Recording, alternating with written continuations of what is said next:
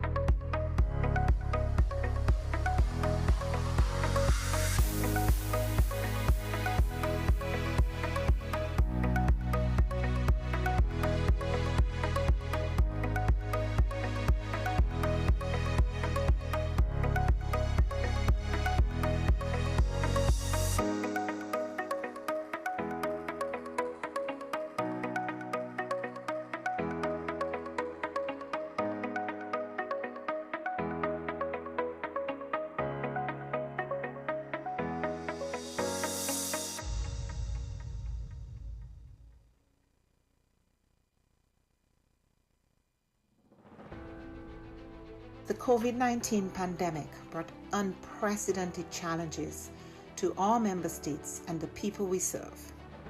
In response, the OAS Secretariat for Integral Development adopted a three-pronged approach by 1. Adjusting our portfolio of existing projects, 2. Exploring new projects to meet emerging needs, and 3. Expanding multi-sectoral partnerships. The results achieved in 2020 demonstrate the resilience of our member states and the commitment of the OAS SETI to work with member states and partners towards our common goals in the development of our region. Our Network on Competitiveness launched the COVID-19 Ideas Accelerator, sharing 250 tools, health solutions, responses, and recovery plans. The Network for Labor Administration published a portfolio of responses from ministries of labor to COVID-19, sharing over 420 measures taken to protect workers, employment, and income. Likewise, The Inter-American Teacher Education Network series, Teaching STEM in Quarantine, provided 117,000 teachers with key tools to continue advancing STEM education during the pandemic. Through its network and platforms, the Inter-American Committee on Ports promoted international and national best practices, guidelines, protocols, and recommendations on COVID-19 safety measures and continuity of logistic operations. Initiatives such as the Education in Times of Change platform allowed us to meet urgent needs by offering timely tools on virtual education and a dedicated space for ministries to share strategies, actions, and solutions. Other programs such as the Row Fund stepped up, providing emergency grants to offset the challenges imposed on our students by the pandemic. SETI's partnerships are adding value to member states in the form of technical assistance, training, and access to tools and services. In partnership with leading private sector institutions, we offered micro, small, and medium enterprises access to online tools and training, increasing their visibility and participation in e-commerce, a key to their survival and growth in the pandemic and post-pandemic era. A new OAS SETI Facebook initiative provided 85,000 MSMEs across the region with capacity building opportunities and WhatsApp business tools to aid response, recovery, and resilience building. The Caribbean Small Business Development Centers program achieved real impact, supporting new businesses, expanding sales, and driving growth.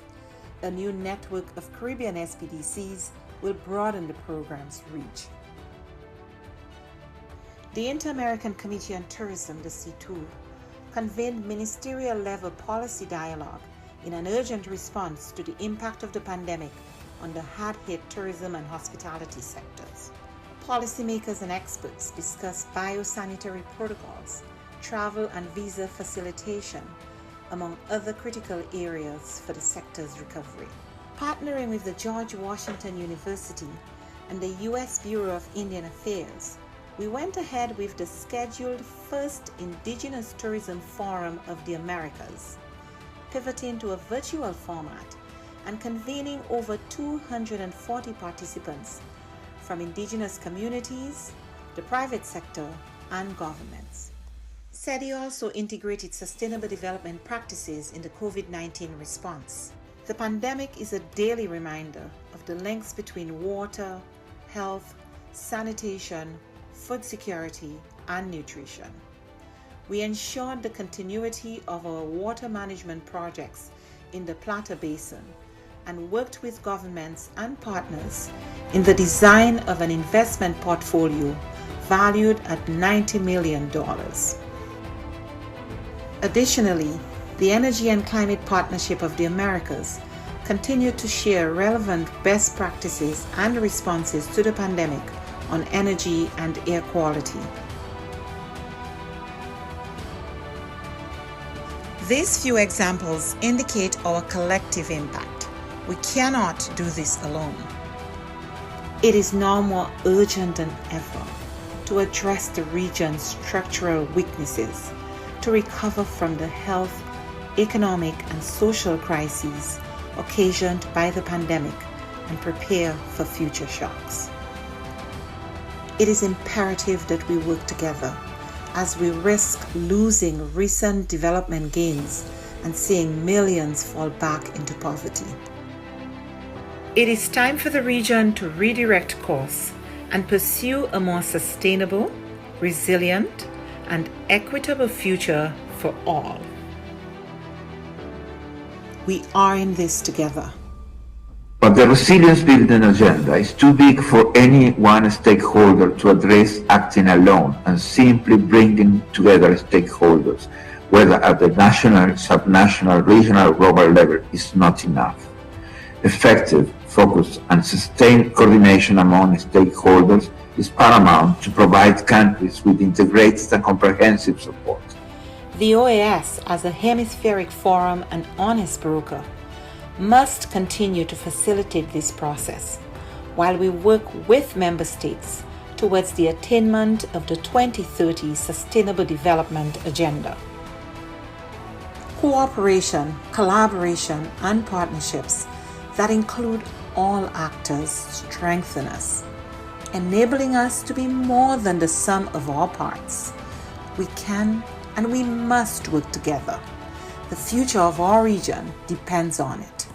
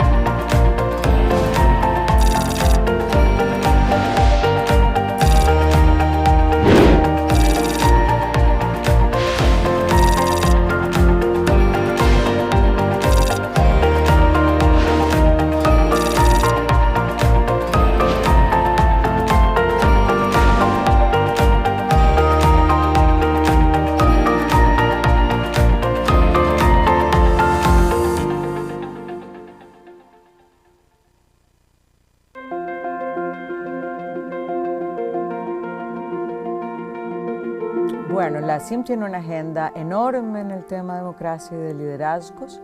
El primer ámbito tiene que ver con la gobernanza electoral, para que esta gobernanza electoral responda a las necesidades con las que fue creada, y es buscar los espacios de redistribución del poder. Después hay un programa interamericano sobre liderazgo de las mujeres, donde generamos conocimiento y también tenemos cursos de capacitación. Hay un poderoso curso que ha llegado a más de 1000 mujeres con más de 15 ediciones, que es para candidatas electorales, en las cuales conversamos con ellas, pero también nos ponemos en una agenda de solidaridad y articulación y alianzas entre las mujeres, a pesar de las múltiples diferencias ideológicas o de partidos políticos. También hablamos de los temas de violencia política, porque no es lo mismo llegar que quedarse, y la violencia política es una forma de ejercicio de disciplinar a las mujeres para que vuelvan al mundo de lo privado y enfrentar la violencia, hacer buenas investigaciones, buenas leyes que permitan sancionar la violencia política. Es parte de las aspiraciones de la CIM en este programa de liderazgo de las mujeres.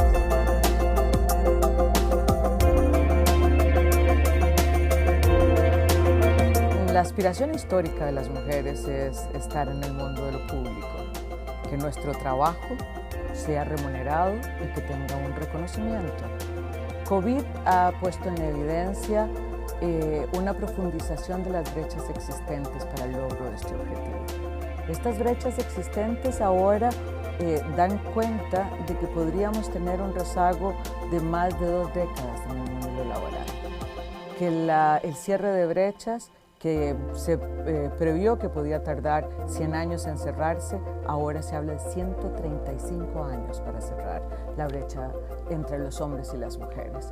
Entonces, nuestro objetivo es que miren el derecho de las mujeres al empoderamiento económico, que el statement "quédate en casa", que es un viejo conocido del patriarcado, no sea que nos quedemos en casa siempre, y que entendamos que la inserción de la mitad de la población, de este talento humano que tiene una serie de ventajas competitivas, es necesario para el crecimiento económico.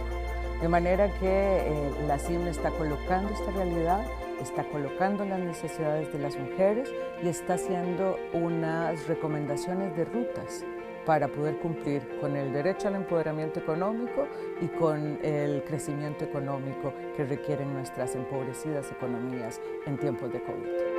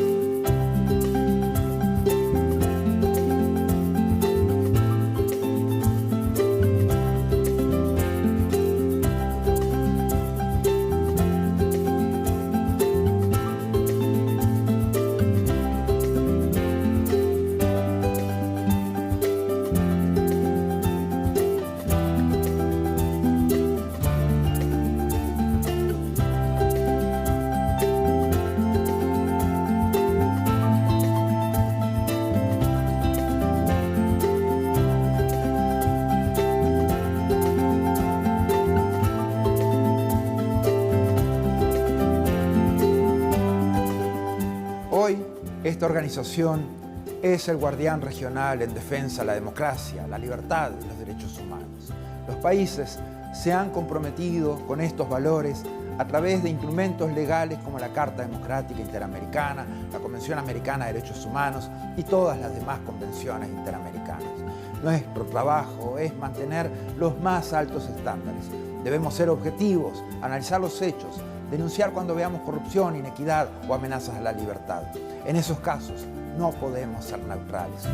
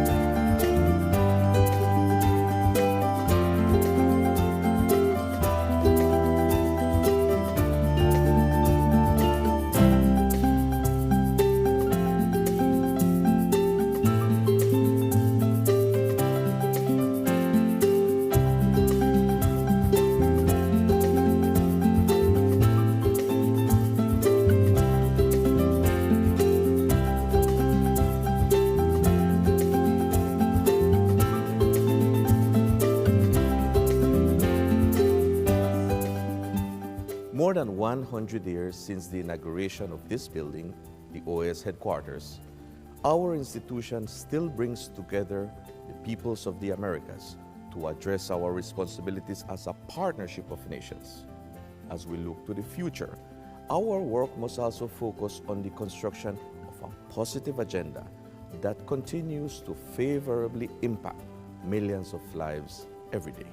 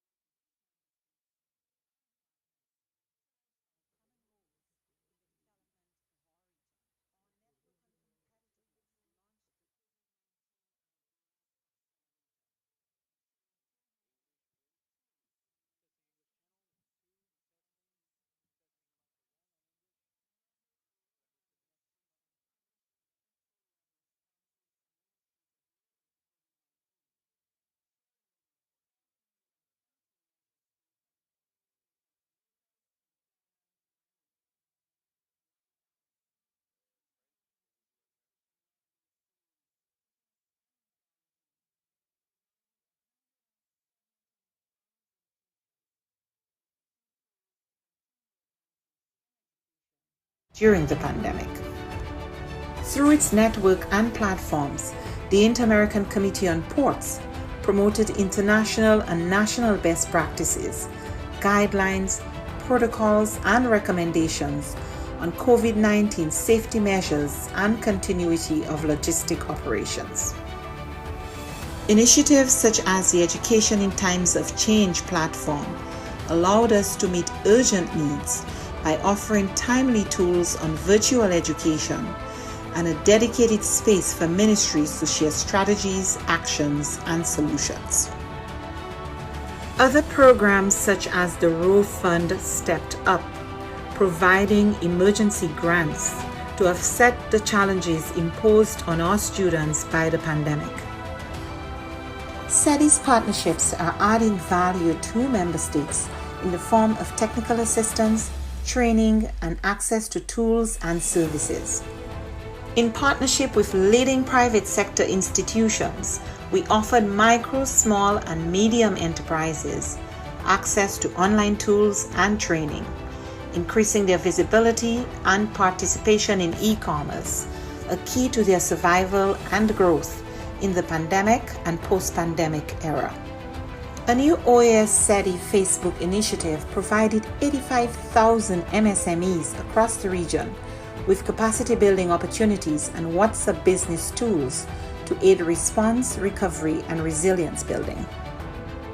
The Caribbean Small Business Development Center's program achieved real impact, supporting new businesses, expanding sales, and driving growth. A new network of Caribbean SPDCs will broaden the program's reach. The Inter-American Committee on Tourism, the CTOUR, convened ministerial-level policy dialogue in an urgent response to the impact of the pandemic on the hard-hit tourism and hospitality sectors. Policymakers and experts discussed biosanitary protocols, travel and visa facilitation, among other critical areas for the sector's recovery. Partnering with the George Washington University and the U.S. Bureau of Indian Affairs, we went ahead with the scheduled first Indigenous Tourism Forum of the Americas, pivoting to a virtual format and convening over 240 participants from indigenous communities, the private sector, and governments. SEDI also integrated sustainable development practices in the COVID-19 response.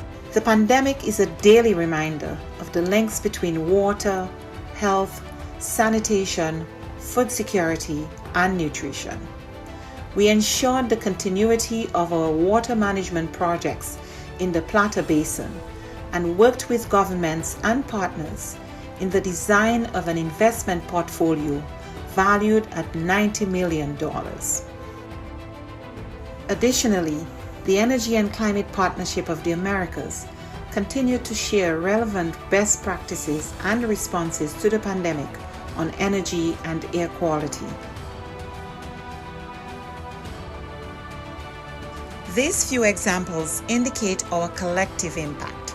We cannot do this alone. It is now more urgent than ever to address the region's structural weaknesses, to recover from the health, economic, and social crises occasioned by the pandemic and prepare for future shocks. It is imperative that we work together as we risk losing recent development gains and seeing millions fall back into poverty. It is time for the region to redirect course and pursue a more sustainable, resilient, and equitable future for all. We are in this together.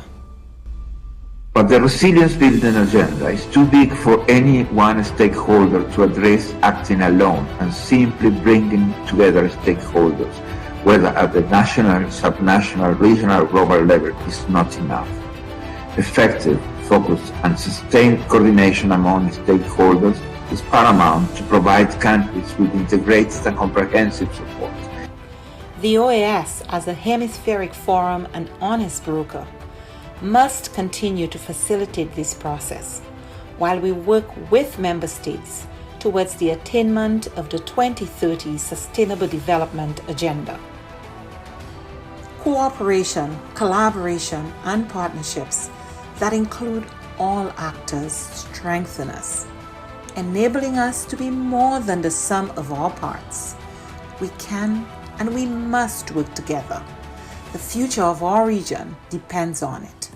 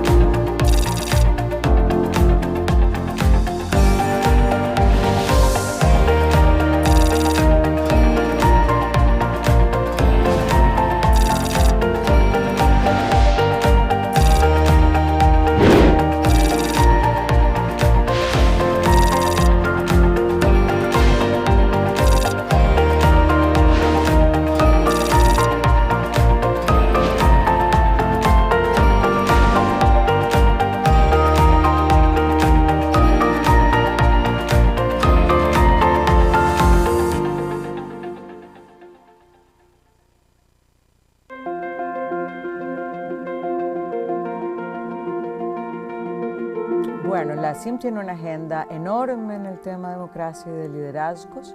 El primer ámbito tiene que ver con la gobernanza electoral, para que esta gobernanza electoral responda a las necesidades con las que fue creada, y es buscar los espacios de redistribución del poder. Después hay un programa interamericano sobre el liderazgo de las mujeres, donde generamos conocimiento y también tenemos cursos de capacitación. Hay un poderoso curso que ha llegado a más de 1000 mujeres con más de 15 ediciones, que es para candidatas electorales, en las cuales conversamos con ellas, pero también nos ponemos en una agenda de solidaridad y articulación y alianzas entre las mujeres, a pesar de las múltiples diferencias ideológicas o de partidos políticos.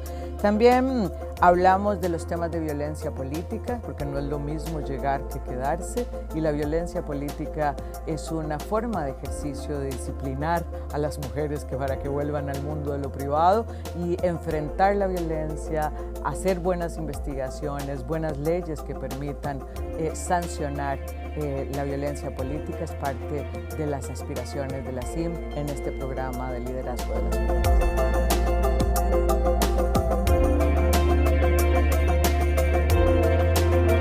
La aspiración histórica de las mujeres es estar en el mundo del público, que nuestro trabajo sea remunerado y que tenga un reconocimiento. COVID ha puesto en evidencia una profundización de las brechas existentes para el logro de este objetivo.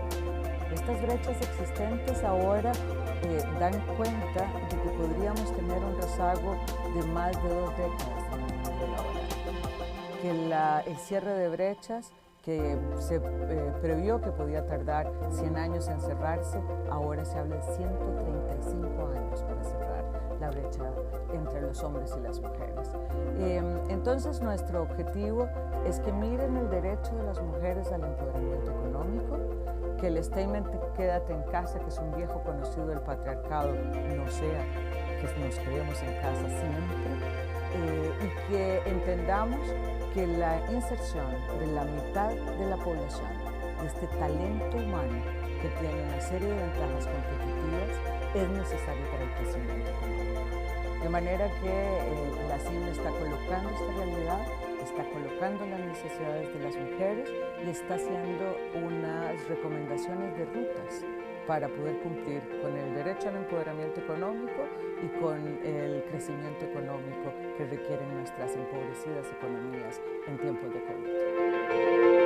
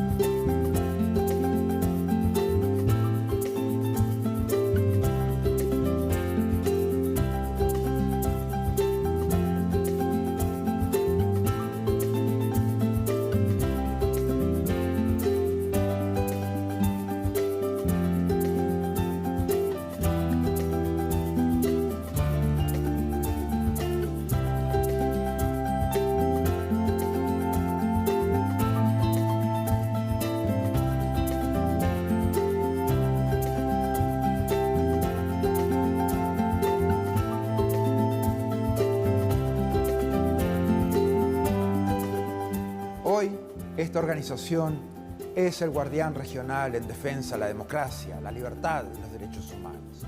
Los países se han comprometido con estos valores a través de instrumentos legales como la Carta Democrática Interamericana, la Convención Americana de Derechos Humanos y todas las demás convenciones interamericanas. Nuestro trabajo es mantener los más altos estándares. Debemos ser objetivos, analizar los hechos, denunciar cuando veamos corrupción, inequidad o amenazas a la libertad. En esos casos, no podemos ser neutrales.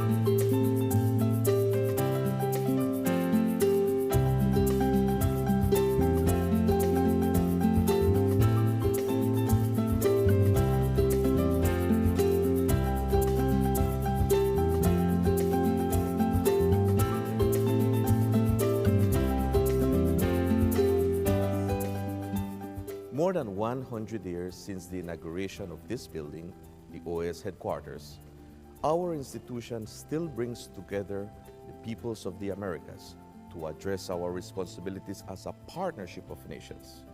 As we look to the future, our work must also focus on the construction of a positive agenda that continues to favorably impact millions of lives every day.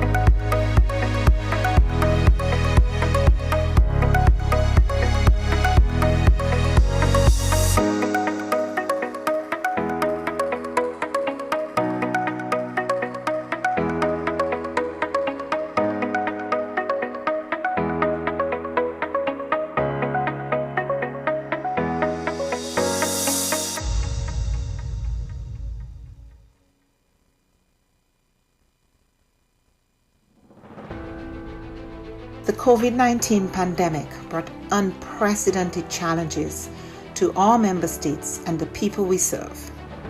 In response, the OAS Secretariat for Integral Development adopted a three-pronged approach by 1.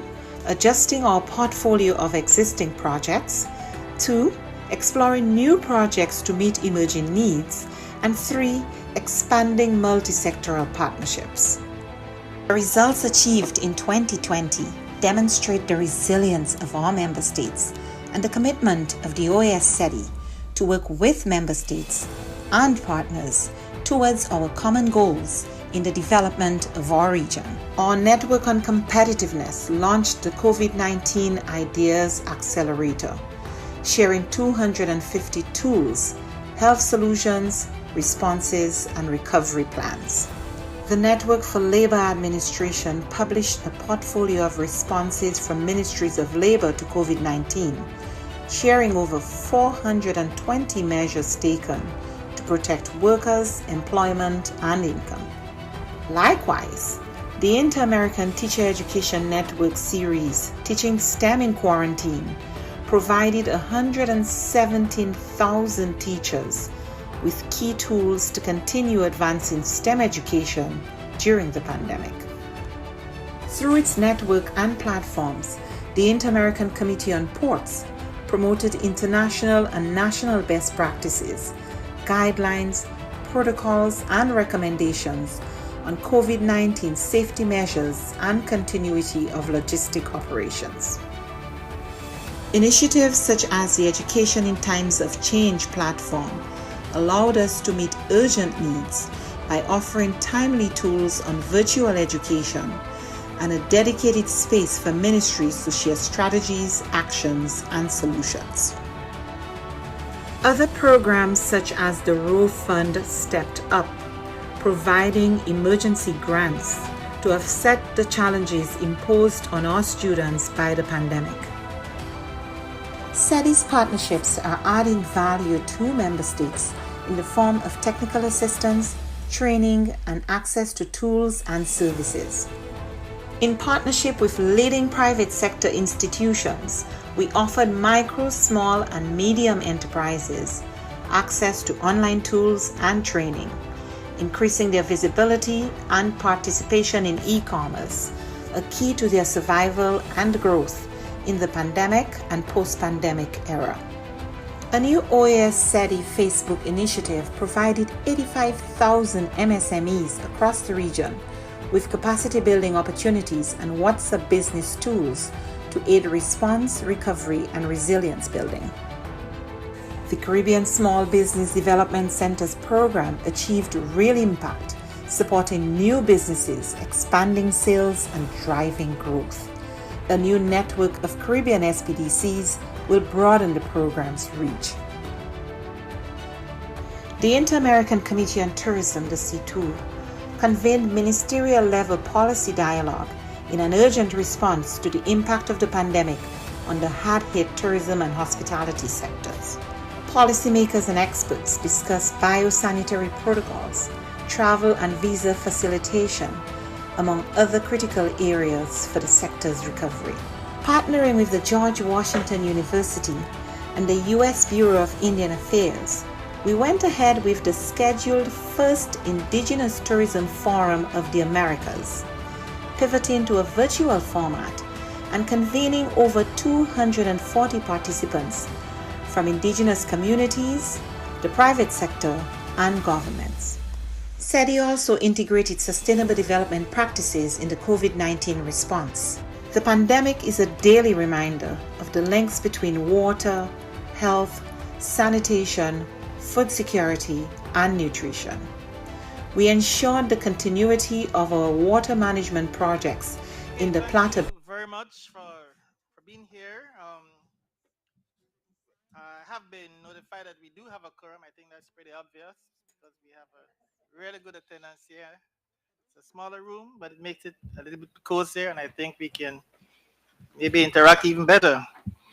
I'm pleased to declare open the 7th special meeting of the Permanent Council, which is devoted to the OAS permanent observers. This meeting has been convened pursuant to the authority vested in the chair by Article 37 of the Rules of Procedure and in compliance with the mandates of General Assembly Resolution 2960 and Permanent Council Resolution 1112. Thank you.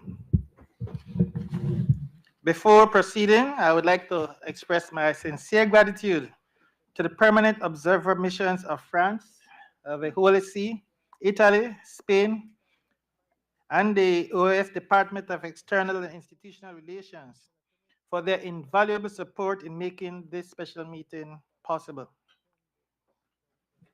I would also like to extend a warm welcome and express my appreciation for the distinguished presence in this room of Her Excellency Susanna Sumeltha Jordan, State Secretary for Iberia, America, and the Caribbean, and Spanish around the world at the Ministry of Foreign Affairs, European Union, and Cooperation of Spain. Madam, welcome. Additionally, I acknowledge the participation of observer countries from Europe, Asia, Africa, the Middle East, and Oceania who are with us today. Their active participation and engagement provide critical support to key OAS programs and help strengthen the connection between the Americas and the global community. So, colleagues, in accordance with Article 43 of the Rules of Procedure, we will now proceed to consider the draft order of business for this meeting as outlined in document CP/OD-2526/24. If there are no further comments, the order of business is hereby adopted. Adopted. Where's my gavel? Bring the gavel. Colleagues, it is a great honor and privilege to preside over this seventh special meeting dedicated to dialogue with the OS permanent observers. Again, I extend a warm, heartfelt welcome to all the permanent observers present here today. Your participation in this meeting underscores the importance of collaboration across borders and highlights the critical role that each of you play in strengthening our shared commitment to addressing the pressing challenges facing our region and the world at large. Today, we gather as representatives of diverse nations, each with its own unique history, culture, and perspective. Yet, we are united by a common purpose to address issues that transcend national borders and affect the global community. Whether it is climate change, migration, public health crises, other challenges, these issues do not respect geographical nor political boundaries. So they require collective action, understanding, and solidarity. Indeed, the complexities of the world today cannot be tackled by any single government or institution acting in isolation. They demand a robust and effective multilateral approach, one that brings together all of us, states, organizations, and institutions, to collaborate, share knowledge, and coordinate efforts. The work of the OAS, along with that of our esteemed permanent observers, stands as a testament to the power of multilateralism in achieving common goals. This dialogue today provides us with an important opportunity to reflect on the benefits of working together in solidarity, not only to address immediate challenges, but to build a foundation for a more peaceful, stable, and prosperous future for all of us. Through this exchange, we affirm our commitment to advancing peace, democracy, security, and development throughout the Americas and the world.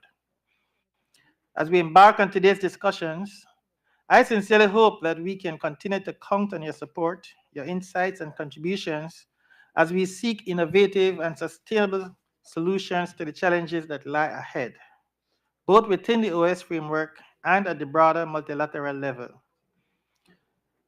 Your expertise and cooperation are invaluable as we navigate these complex issues together. And so I look forward to a fruitful, constructive dialogue today, one that will strengthen our partnerships and advance our shared goals.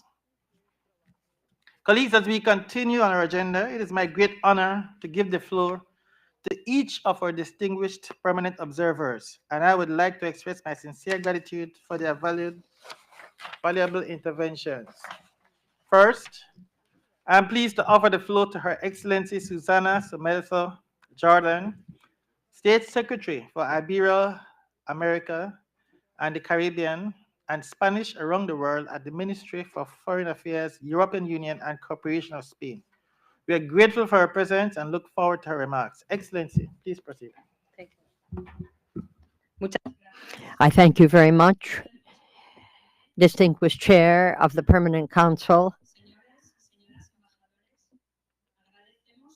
ladies and gentlemen, ambassadors. We greatly appreciate this opportunity to reiterate the commitment of Spain, my country, to all of you. We are the dean of the observers of this country. For Spain, Latin America, and the Caribbean represent a priority.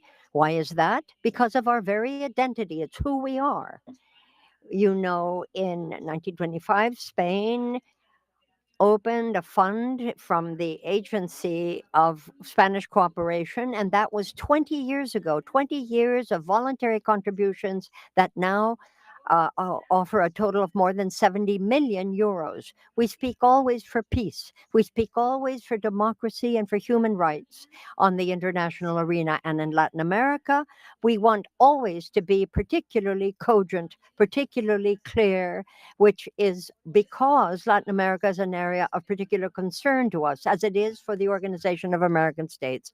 That is why we declare here that we share the concern of the Venezuelan people as they expressed it in the ballots. Guatemala also, as last year, and that is why we offered Spanish nationality to those who were declared stateless by Nicaragua. And also in Belize, we've been very careful to look at the result of elections that need to be fair and just and that will return citizenship. We are for peace.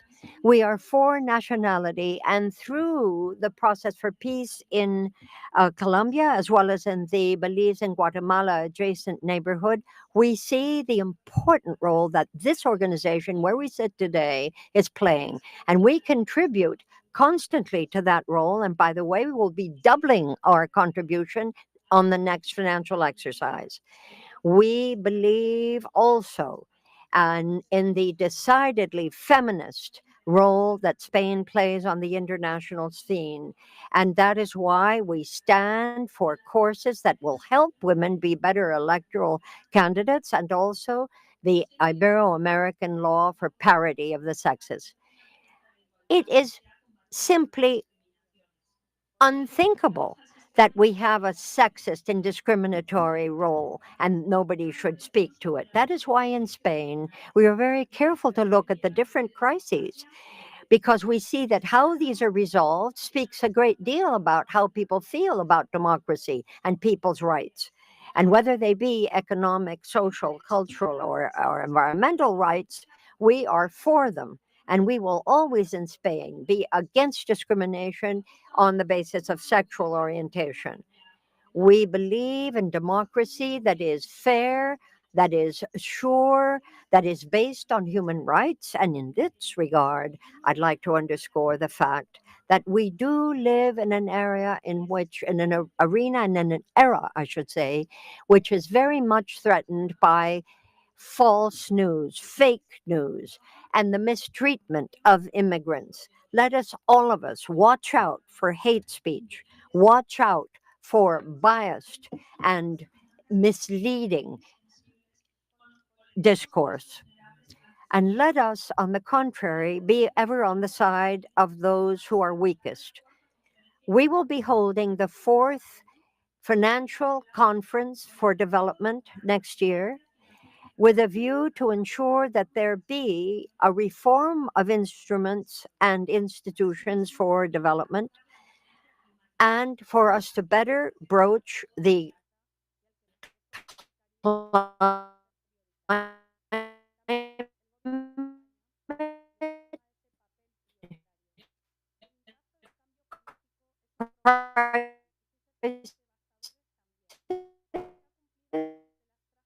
that affects us all, and certainly in the Caribbean, where that the climate challenge is global. It doesn't belong to any one of us. And we see the tragic flooding in the east of Spain. I can only reach out to the victims of those of families who suffered terrible losses and say how deeply, deeply saddened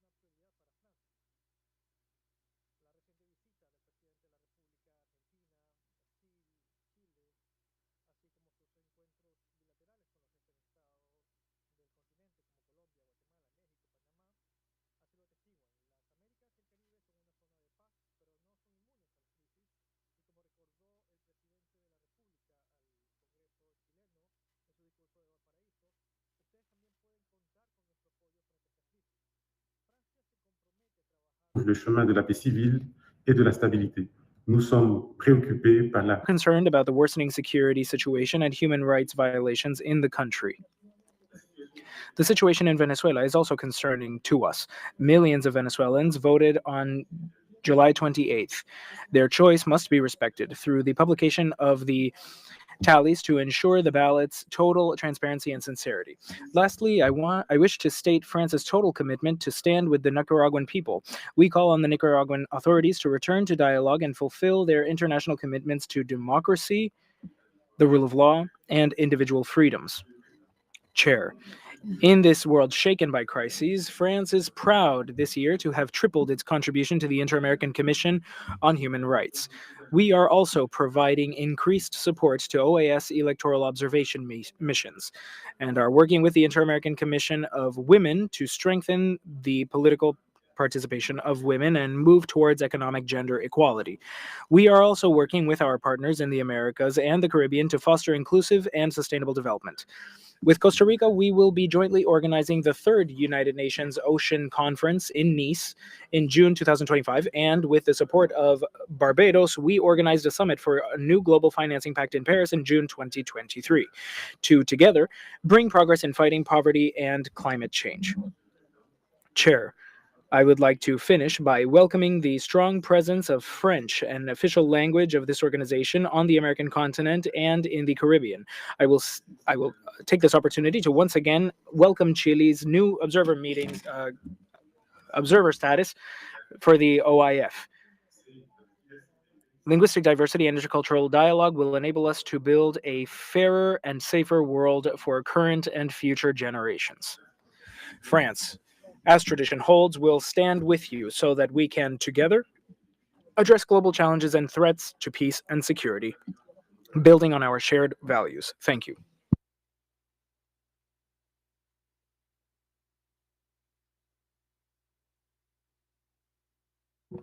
Thank you very much, Excellency. We are deeply grateful to France for its long-standing partnership with the OAS. We're very happy to hear that you've tripled your contributions to the ACHR, and of course, the issues of climate change, gender equality, these are issues that are so important to all of us at the OAS, and we are very grateful for your support on that.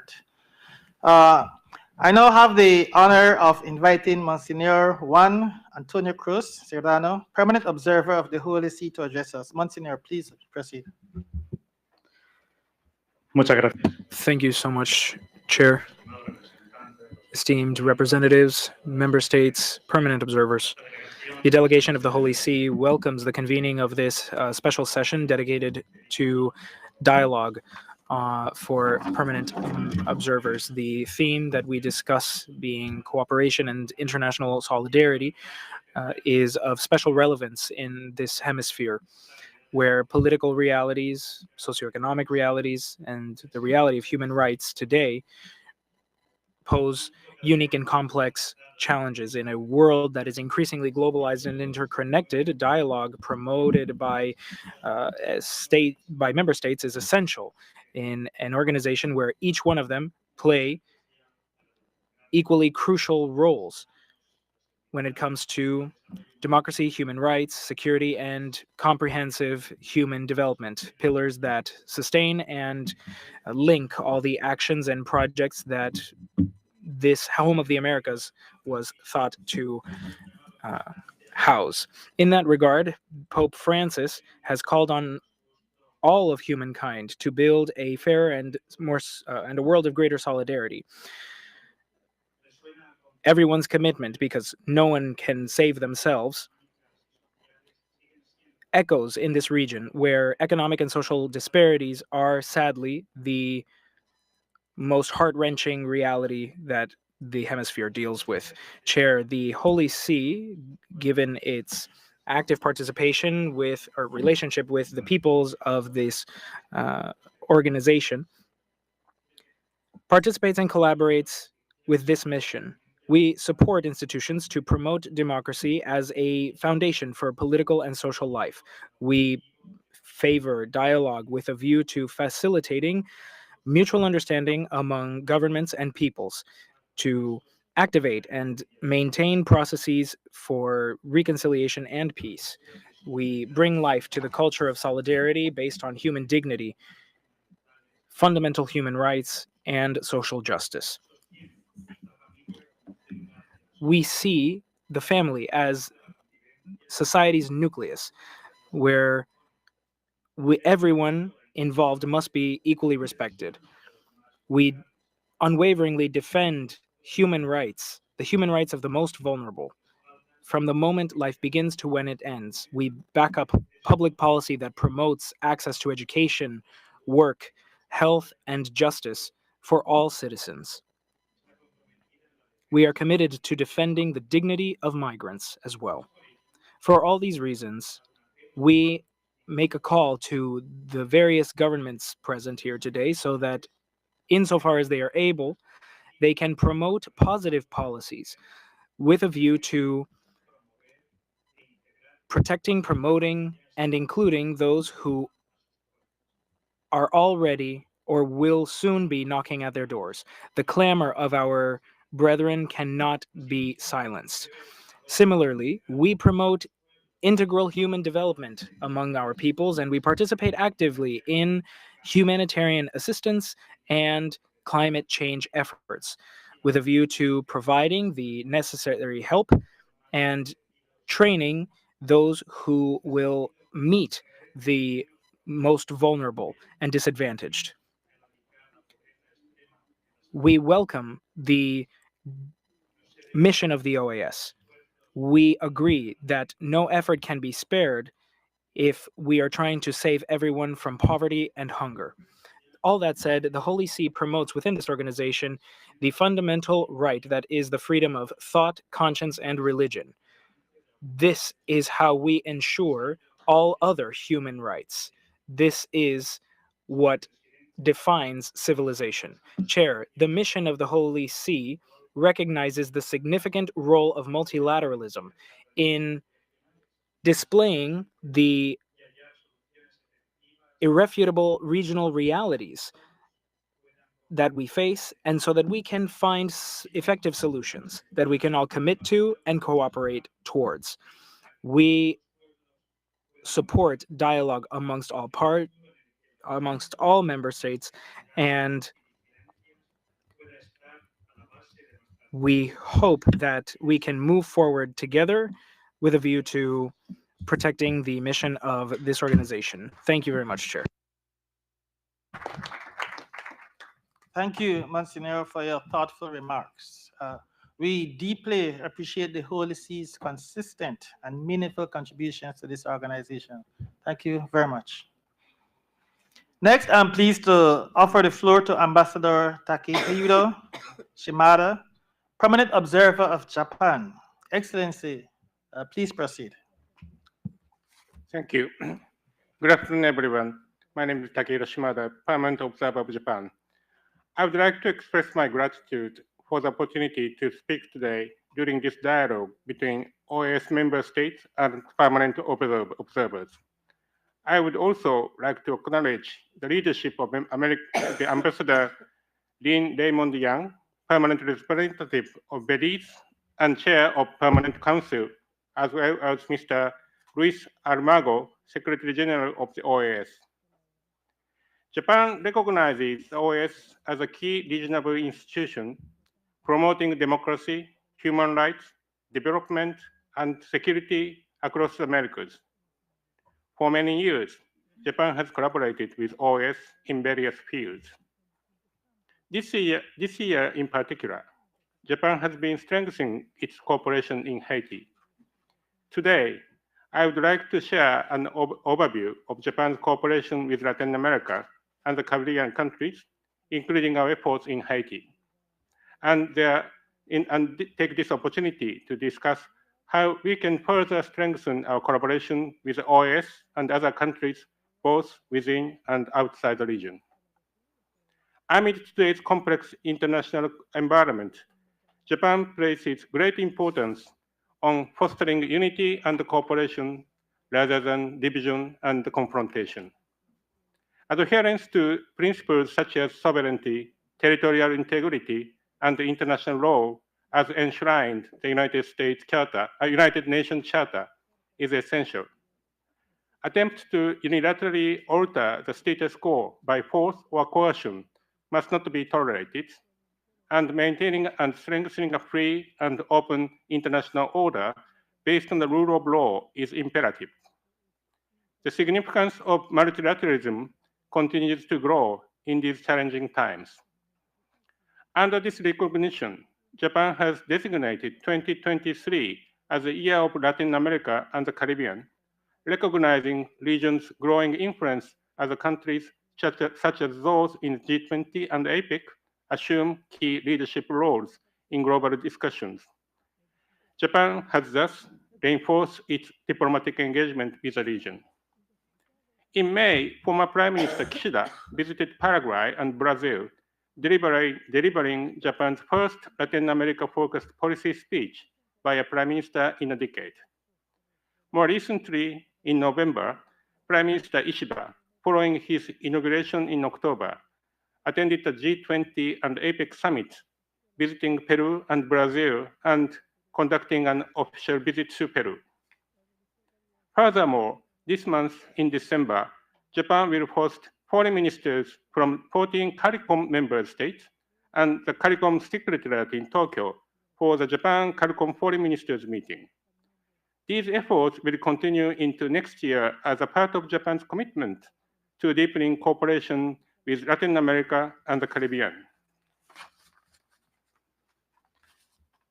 Additionally, in February, then Foreign Minister Kamikawa launched diplomatic initiative toward Latin America and the Caribbean in Panama. This initiative seeks to strengthen collaboration on emerging critical issues through partnership with regional frameworks and international organizations, further deepening ties with the OAS in this context. The situation in Haiti is intricately tied to the peace, stability, and prosperity of not only the Caribbean, but also the entire Americas. Japan is resolute in standing up to challenge to the rule of law anywhere in the world. The violence and lack of governance in Haiti, which undermine democratic elections and human rights, represent a direct challenge to the values and principles that Japan and the global community must uphold. With this in mind, Japan has provided approximately $29 million in support since 2022, focusing on security, governance, and humanitarian assistance. Japan also recognized the vital role the OAS has played in promoting Haiti's stability and democratization over the years. Notably, In 2023, Japan contributed $8.2 million to the OAS to implement a national identification card issuance project aiming to improve fundamental social service in Haiti. This support is designed to pave the way for future elections, which are crucial for Haiti's long-term stability. We look forward to seeing this assistance contribute to stability in Haiti and the region, and we will continue to work closely with the OAS. In Latin America and the Caribbean, as elsewhere, adherence to international law, rejection of unilateral changes to the status quo by force or coercion, and the strengthening of a free and open international order based on the rule of law are indispensable. Japan remains committed to working as a partner with the OAS and the countries in and beyond the region to advance these shared goals. Together, we can continue to move forward. Thank you very much.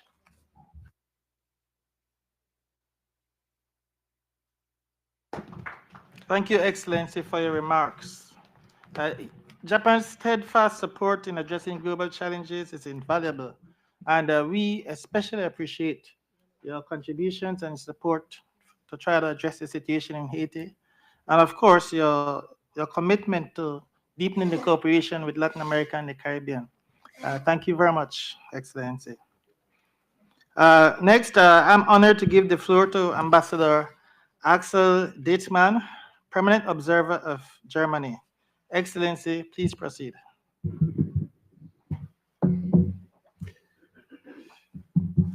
Mr. President, dear members of the OAS, dear fellow permanent observers, ladies and gentlemen, thank you very much for the opportunity to address the Permanent Council on the occasion of the 7th special meeting devoted to permanent observers.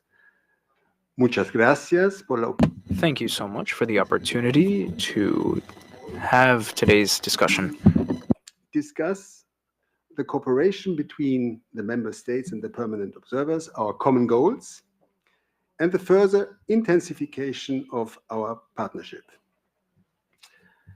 Germany strongly believes that multilateralism and working together in a rules-based international order framework is crucial for international peace, stability, and prosperity. Within this framework, cooperation and solidarity, the themes of today's exchange, are key to finding solutions for regional and global challenges and to settle disputes peacefully. The OAS is a particularly important regional organization with great value to the multilateral world. Germany is thankful for the valued partnership between not only the member states and permanent observers, but also with the other bodies of the OAS. I'm grateful that Germany once again was able to work together with many of you this year to promote our mutual interests and to put the spotlight on important issues.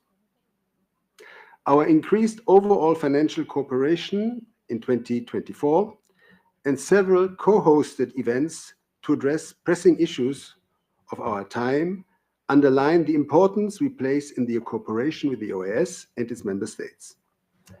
I especially want to thank the delegation of Paraguay, the Inter-American Commission of Women, and CEJA for the highly successful cooperation during the planning and implementation of our joint side event at the OAS General Assembly this year in Asunción.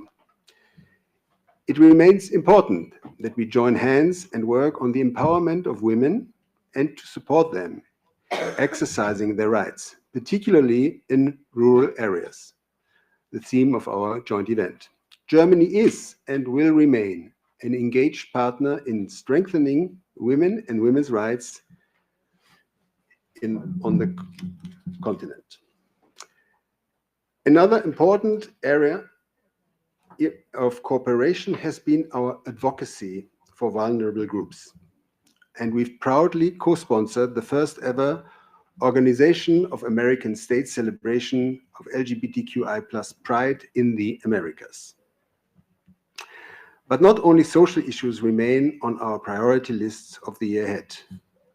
As was mentioned before, we will continue to work together with member states of the OAS to combat climate change. I just would like to point out the participation of our State Secretary, Jennifer Morgan, on the 4th International Conference on Small Island and Developing States this May on Antigua and Barbuda.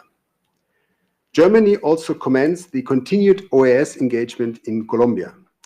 The challenging circumstances on the ground require our ongoing joint attention, and we will make an additional contribution of 2.5 million euro available for the MAP OEA before the end of this year. Furthermore, Germany welcomes the OAS engagement on Haiti, an important example of cooperation in this dire crisis. As stated here in the Permanent Council before, we fully support all efforts that can contribute towards a peaceful Haiti and welcome the OAS resolution that was adopted by the Permanent Council in November. We are looking forward to discussing the plan of integrating the MSS Haiti into a peacekeeping operation with a reliable stream of funding. Until then, we have to continue to support the MSS, to which we have contributed 10 million euro. Ladies and gentlemen, as other speakers before me, we express our solidarity with the people of Venezuela who peacefully exercised their right to vote in large numbers on 28 July to shape the future of their country. We will continue to support efforts by regional partners to facilitate a Venezuela-led democratic and peaceful transition that will ensure respect for the will of voters. Let me close by making one small remark also to commend the OAS for also in the past having addressed an issue outside of this hemisphere, that is the issue of Russia's unjustified war of aggression against Ukraine, which was addressed repeatedly and decisions taken here in the Permanent Council. Ladies and gentlemen, thank you very much. Germany is proud to call the OAS and its member states partners, and we are very much looking forward to continue our close partnership and cooperation. Thank you.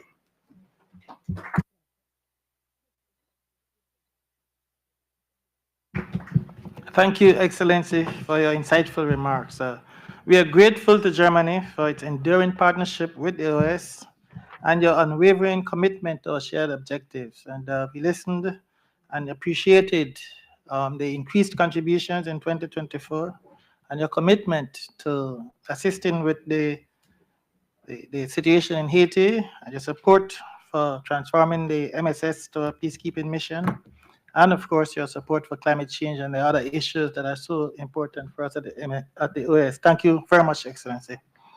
Colleagues, if you would just bear with us, we would like to have the delegation, the representative from Morocco, before we ask for member states' interventions, because the delegation from Morocco will have to leave early. So at this point, I will invite Ambassador Youssef Amrani, Permanent Observer of Morocco, to address us. Well, thank you very much, Mr. Chairman, for giving me the floor. I will be very brief. And I know I have to take a plane right now, but I wanted to take the floor because we in Morocco, we believe that OAS is a very important platform for dialogue, for cooperation, especially coming from Africa. And I think today, in this very complicated and difficult world, the cooperation between OAS and Africa, a country like Morocco who is committed, is essential to face the challenges. Because at the end of the day, we are all facing the same challenges. So I wanted to express our appreciation, especially for convening this meeting, because it is about cooperation, it is about solidarity, and it is about common ambition in order to face the common challenges. And I think we're in Africa, and even though the OAS, we have the same challenges, and I thank you for that. Maybe if you allow me, I will continue to speak in Spanish, because the majority of people speak in Spanish, and my country is very close to Spain and to the Spanish language, so allow me, I would like to speak in Spanish. No es una casualidad. It is no coincidence that I asked to take the floor one day after the next here at the OAS in Spanish. Now, yesterday I was talking about culture and art, but there you have it. Morocco and Panama have gotten together and organized a beautiful activity, an event that deals with culture. Because at the end of the day, let's face it, when you build bridges based on culture, you're doing something lasting. Yes, yes, peace, the fight against all kinds of challenges remain, of course, the top priority. But so too is that other cultural, very cherished mission. And through these alternatives, we think we can certainly and with certainty build a common future. I could tell you a great deal about what we're doing, but what Morocco is considering contributing in various domains with and among the countries of the OAS. And here's the thing, cooperation can be bilateral, it often is, but it can be trilateral. Let me give you the example of Morocco and Spain, something that we have done since 2004 in Haiti.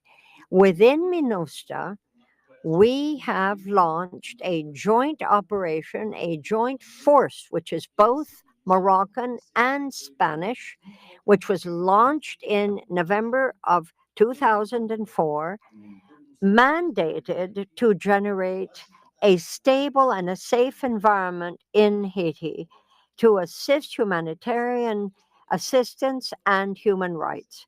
I think that's a beautiful example, if I dare say so myself. And it's something that other countries that may wish to work together in the countries of the OAS in various different configurations could do.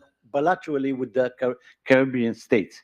And now, very important cooperation in the field of education, in the field of training and technical cooperation. And I think it's an issue that we can work together in order to move forward.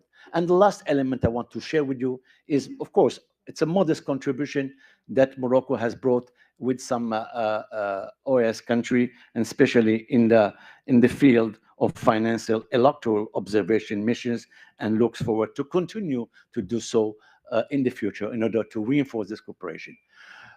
Quisiera finalmente agradecerles.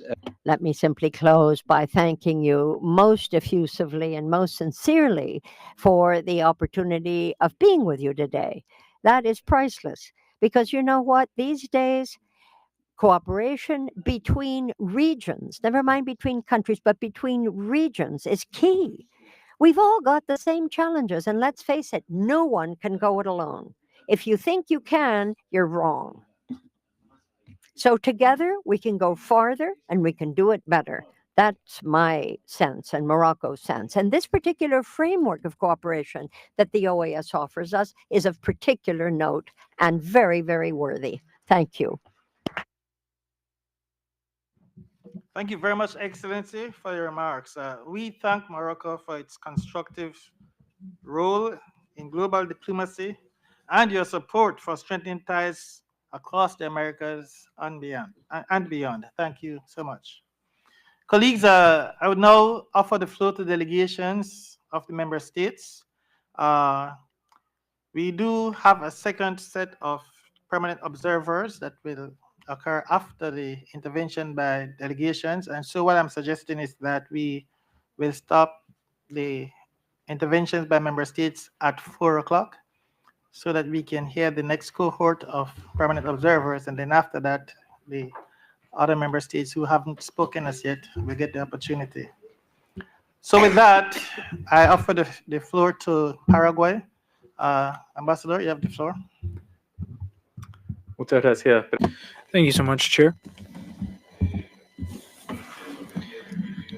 I'm surprised that I was the first person to take the floor because I didn't know what button I was pressing.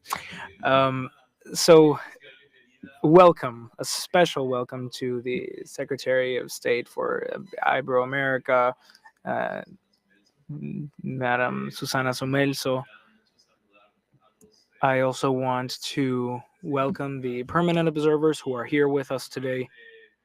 Allow me simply to say how overjoyed I am to see the permanent observers of Japan and Germany, whom I have had the pleasure in a past life of working with on other projects in a bilateral modality. So it's lovely to have you here with us.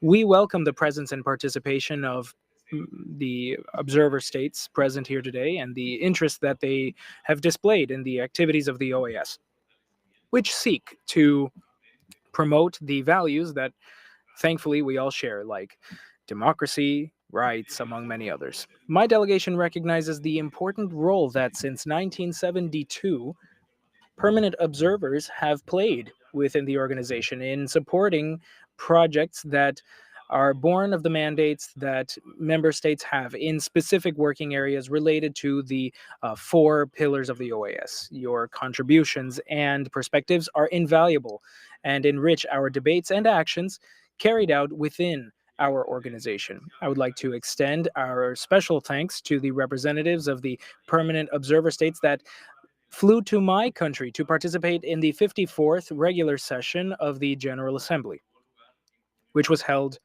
in June. We also express our deepest gratitude for the participation of all the observers that participated in dialogue with the Secretary General, the ASG as well, and who made significant contributions on the area of the or on the themes discussed during the assembly concerning sustainable development within the region. Chair, my delegation is convinced of the need and importance to strengthen the joint efforts we carry out with observer states.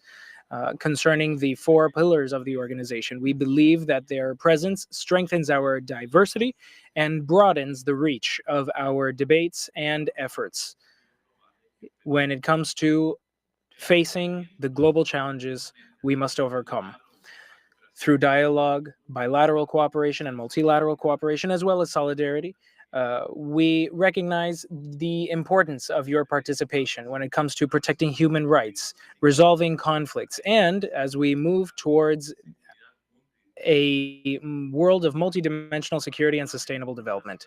Namely, concerning security, permanent observer states are of great importance when it comes to the experience they can share in fighting against transnational organized crime, which increasingly affects our region, especially when it comes to cyber crimes, arms trafficking, drugs trafficking, human trafficking, among others.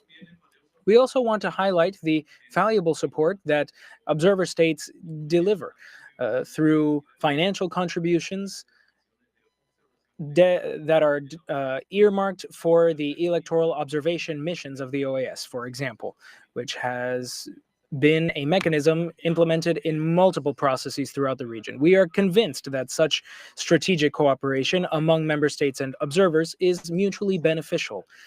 This will continue to strengthen and broaden as we move forward. Finally, we want to reiterate Paraguay's unwavering dedication to collaborating with our permanent observers, promoting our friendship and collaboration amongst our societies based on shared values and the interests that bring us all together. Thank you very much, Chair.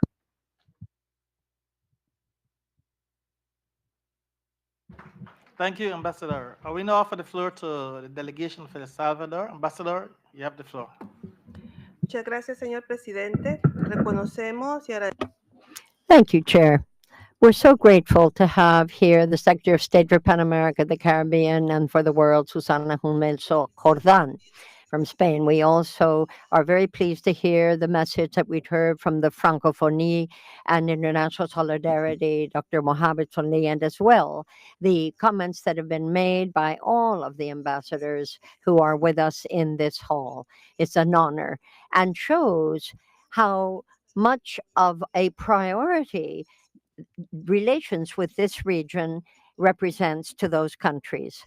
And so it appears that not long after the first special set of meetings of the OAS, we are and also about to approve the new budget.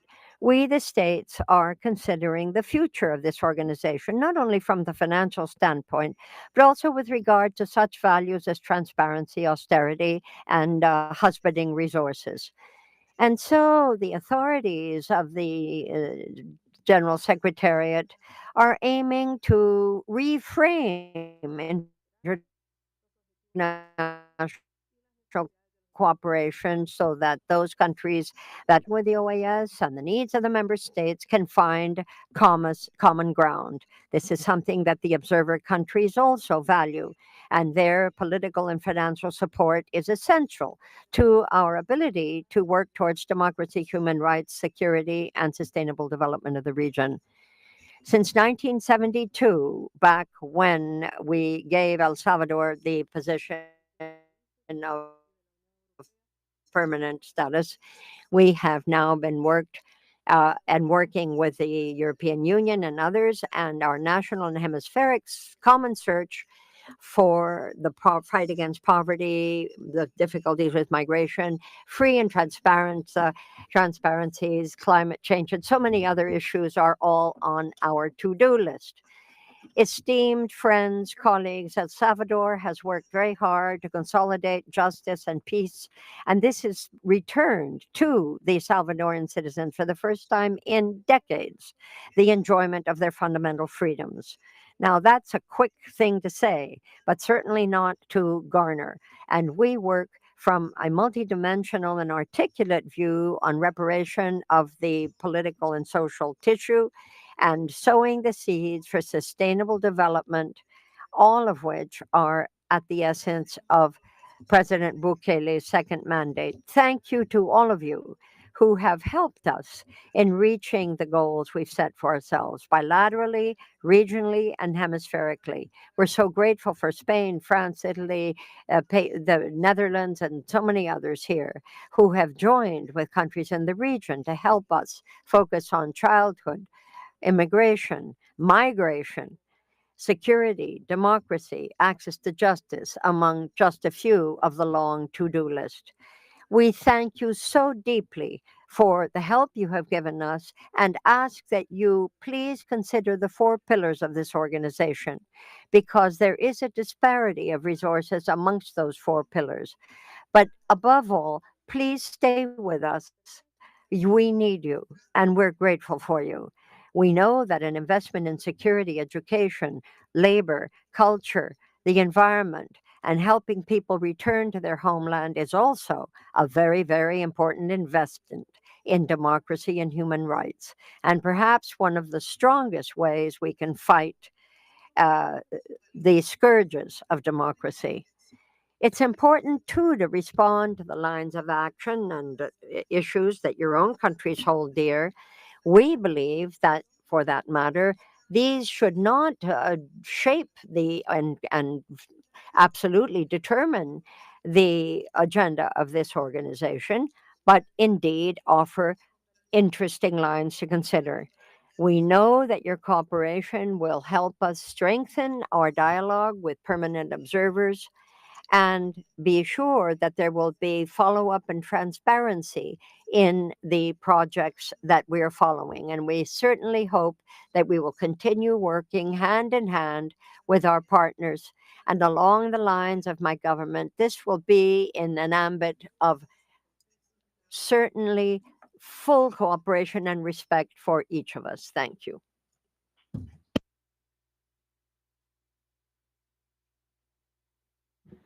Thank you, Excellency. We offer the floor now to the delegation of Ecuador. Ambassador, you have the floor. Muchas gracias, señor presidente. Thank you very much, Chair. I can only echo the colleagues who have already spoken in recognizing here and thanking Madam Minister, the representative of Spain, for being with us here, as well as all those who are with us virtually. The delegation of Ecuador is very grateful for this opportunity to meet with all of you and is particularly grateful for the statements that have been made. And you may be sure we will reflect carefully on all of your contributions to our thoughts. Let us remember that those of us who are members of this organization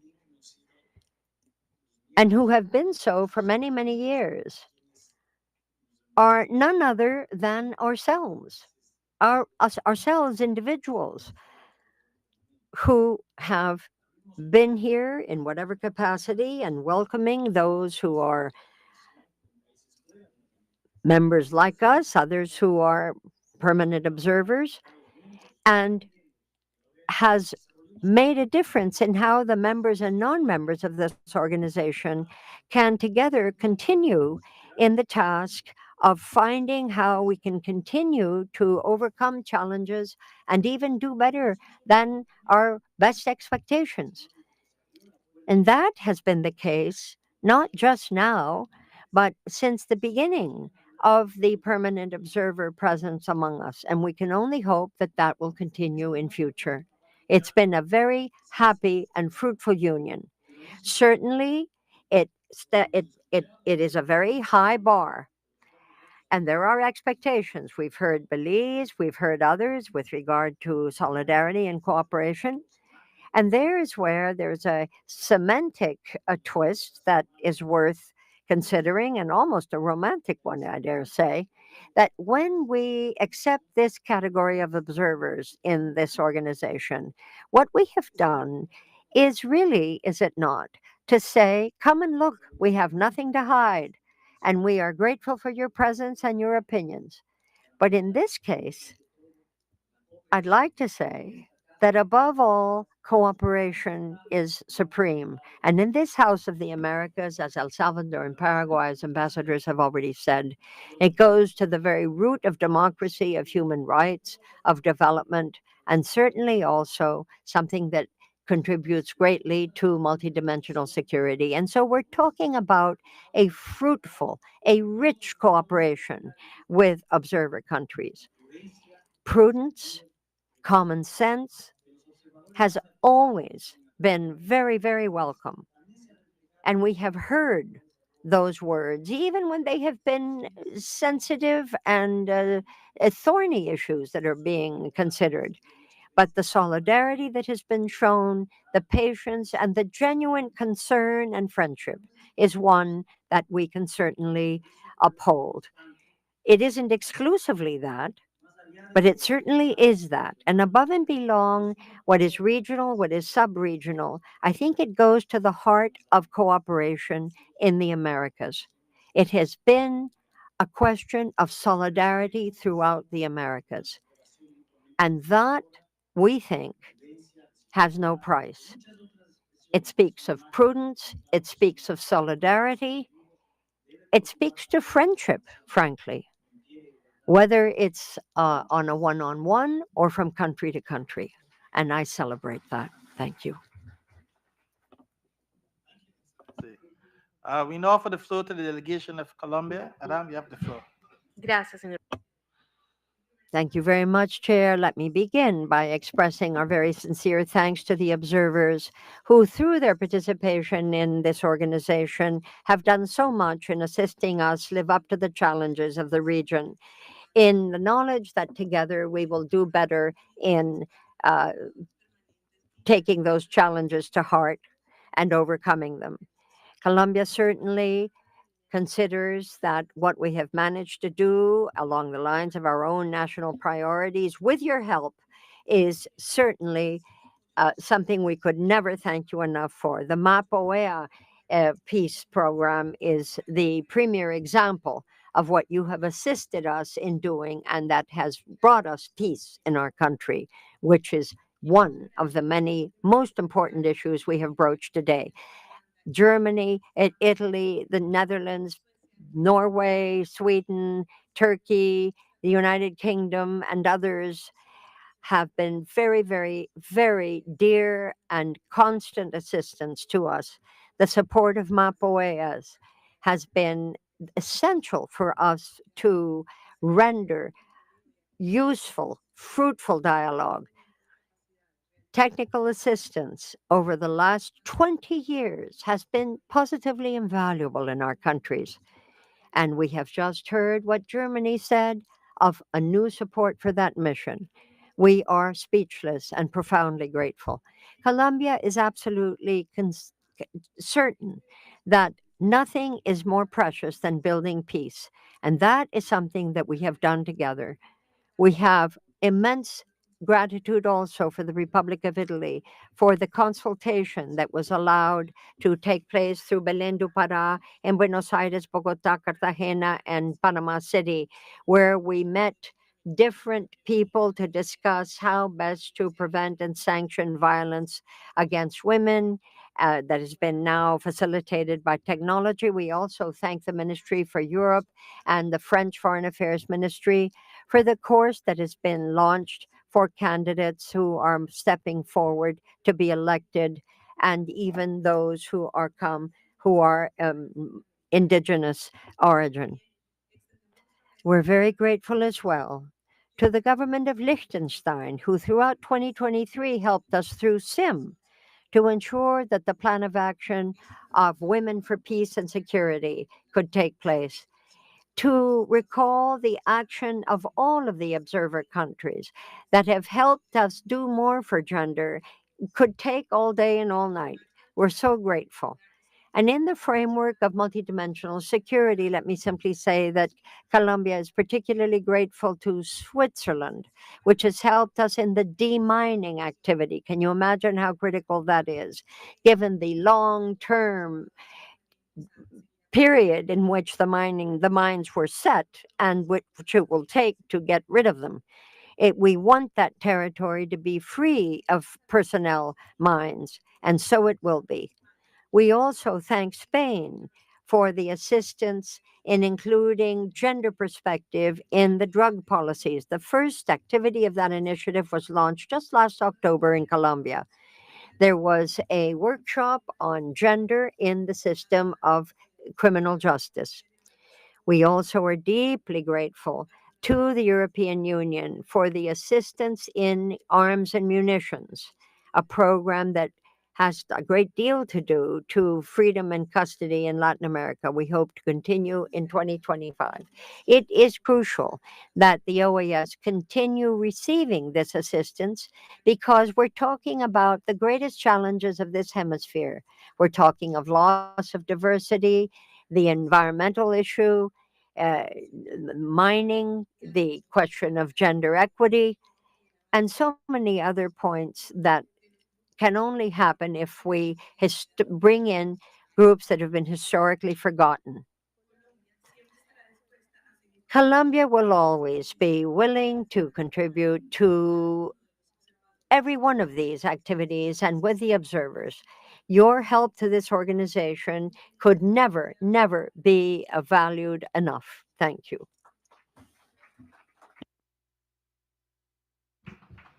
Thank you. We now offer the floor to the delegation of Canada. Ambassador, you have the floor. Merci, Monsieur le Président. Thank you. Canada is deeply honored to be present at this dialogue amongst the partners of the OAS. The very issue that we celebrate here, cooperation in the face of the great challenges facing this hemisphere, couldn't be more pertinent. And Canada considers that this session, therefore, is essential.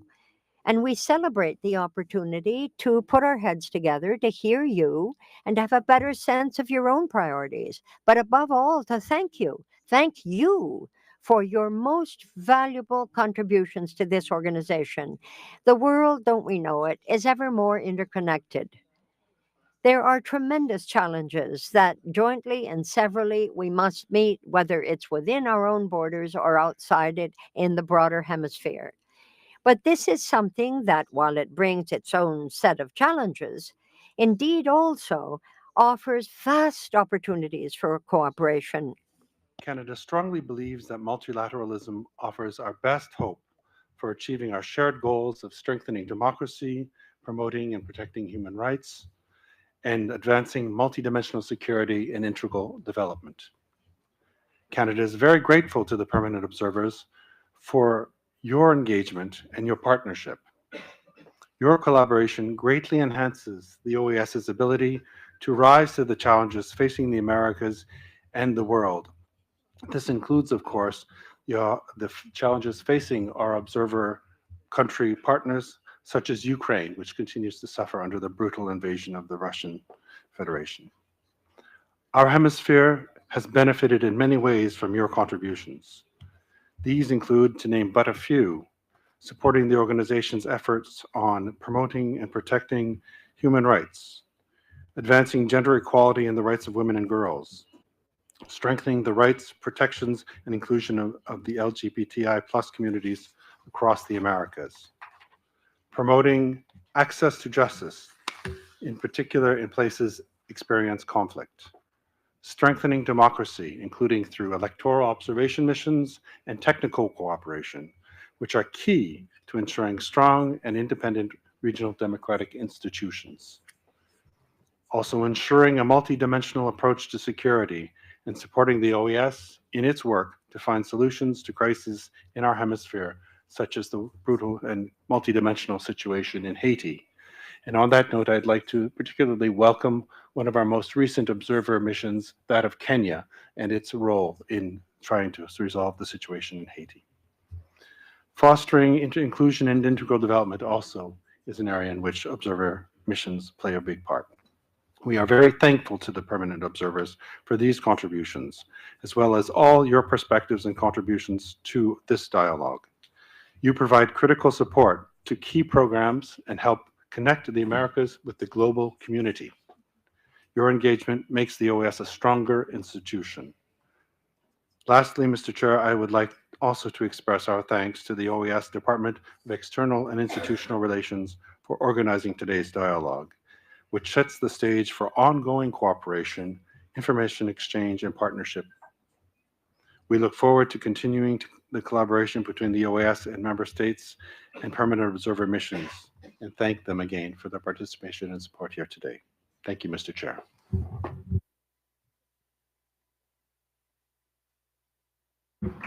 Thank you. I will now offer the floor to the delegation of Honduras. Ambassador, you have the floor.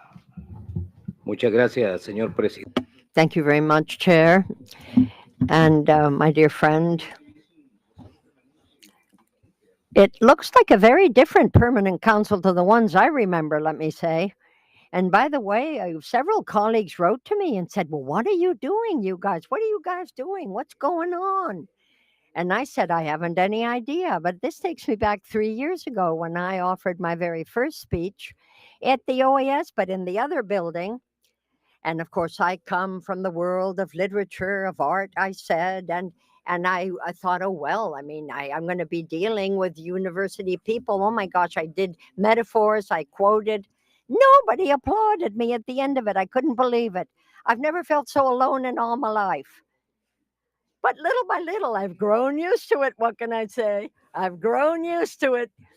That's what happens. 3 years later, who knows? I may get a little applause today if I'm lucky. Yay. Yay. Thanks very much. Hope springs eternal, ladies and gentlemen. Okay. The permanent mission of Honduras expresses its deepest appreciation to all of the nations here. And I'm certainly not going to list you by name because I'll be kicked out and never invited again. So God forbid I should mention by name. But I thank all of you, the donors who have helped so much in the region. Your commitment to areas such as security, food security, climate change, and the strengthening of our institutions are but a few of the areas in collaboration that unite us so deeply. But let me concentrate on one particular issue. The very, very rich cultural exchange that we have cannot go in silence. Look at what happened just last night when we talked about Morocco's and Panama, our expressions of the various different exchanges with Spain and Italy. And I'm not going to say what the Italian ambassador told me because I'll never get back in his good books. We have to be careful. But here's the thing. What I'm trying to say is that the OAS is super multicultural. There isn't a single ambassador here that hasn't learned a lot more being here than he or she knew when they got here, and you and I know it. So, what about the Enye circle that Ambassador Montaña is running? The Friends of the Spanish Language that are very, very interested in strengthening the understanding of that language as a strong link among us. And I'd like to say at this point, it would be nice to be sure that not just the permanent representatives be here, but also the observers who happen to speak Spanish. They may want to practice a little bit. By the way, we want Spanish to be better understood. Isn't that the case? So let's broaden the circle a little bit, Chair. But through our common will, we will, I'm very sure, become ever more full of solidarity and sustainable assistance to all of us. But respecting all of the religions of the world and our different ways of looking and believing, let me just say that here at the OAS, I've even found my own spiritual guide, Monsignor Juan Cruz, who saw me headed in the wrong path and brought me back. How about that? Thank you. Muchas gracias, Embajador.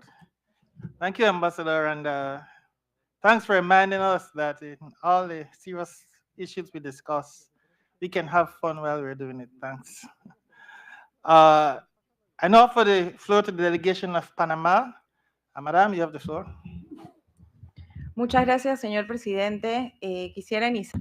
Thank you so much, Chair. I'd like to begin by expressing my welcome to all the permanent observers who are with us in the room and those who have joined us virtually, especially the Secretary of State for Iberoamerica and Spain throughout the world, the government of Spain, Madam Susana Sumel as well.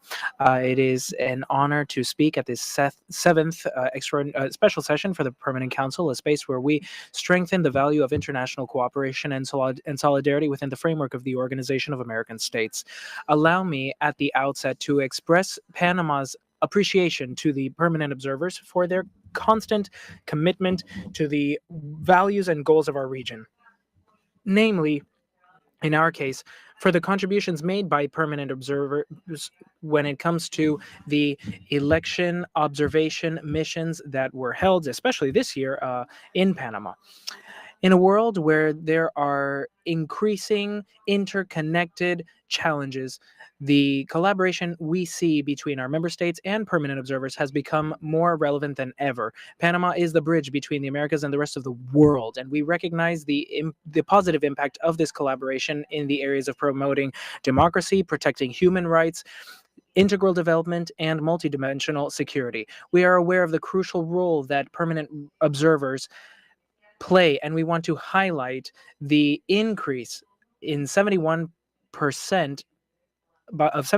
in contributions throughout 2024. This is the tangible, this is the concrete commitment you make to the mandate that we member states take on, including those that promote social justice, in sustainable development, and institutional strengthening. We have seen the positive impact of such initiatives that promote inclusion and human development throughout the region. I also want to highlight the importance of taking advantage of such spaces for dialogue to share experiences and best practices.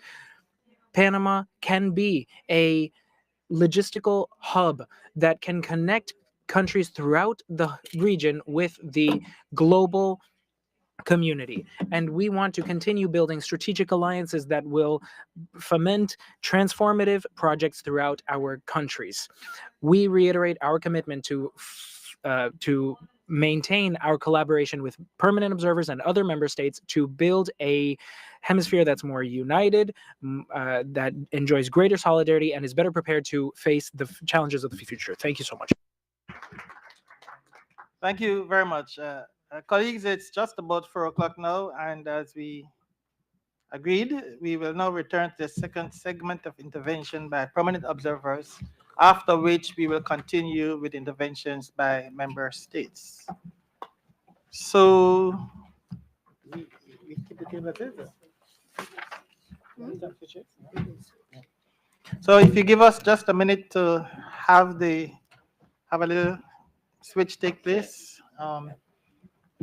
then we can continue.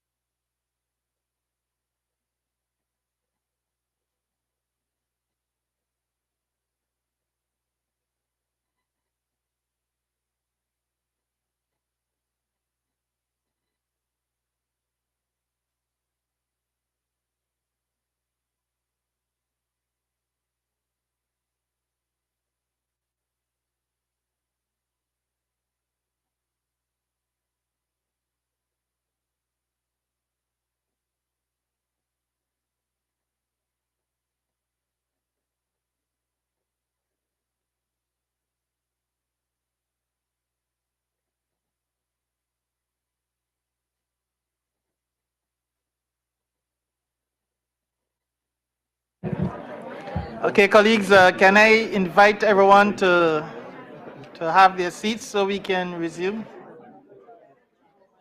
Hola, colegas.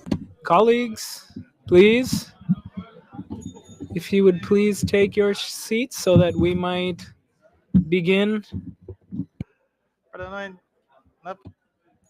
Apologies, I have no French to offer.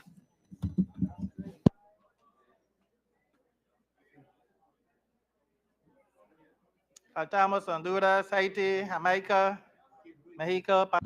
Everyone, Jamaica, Mexico, Panama, please.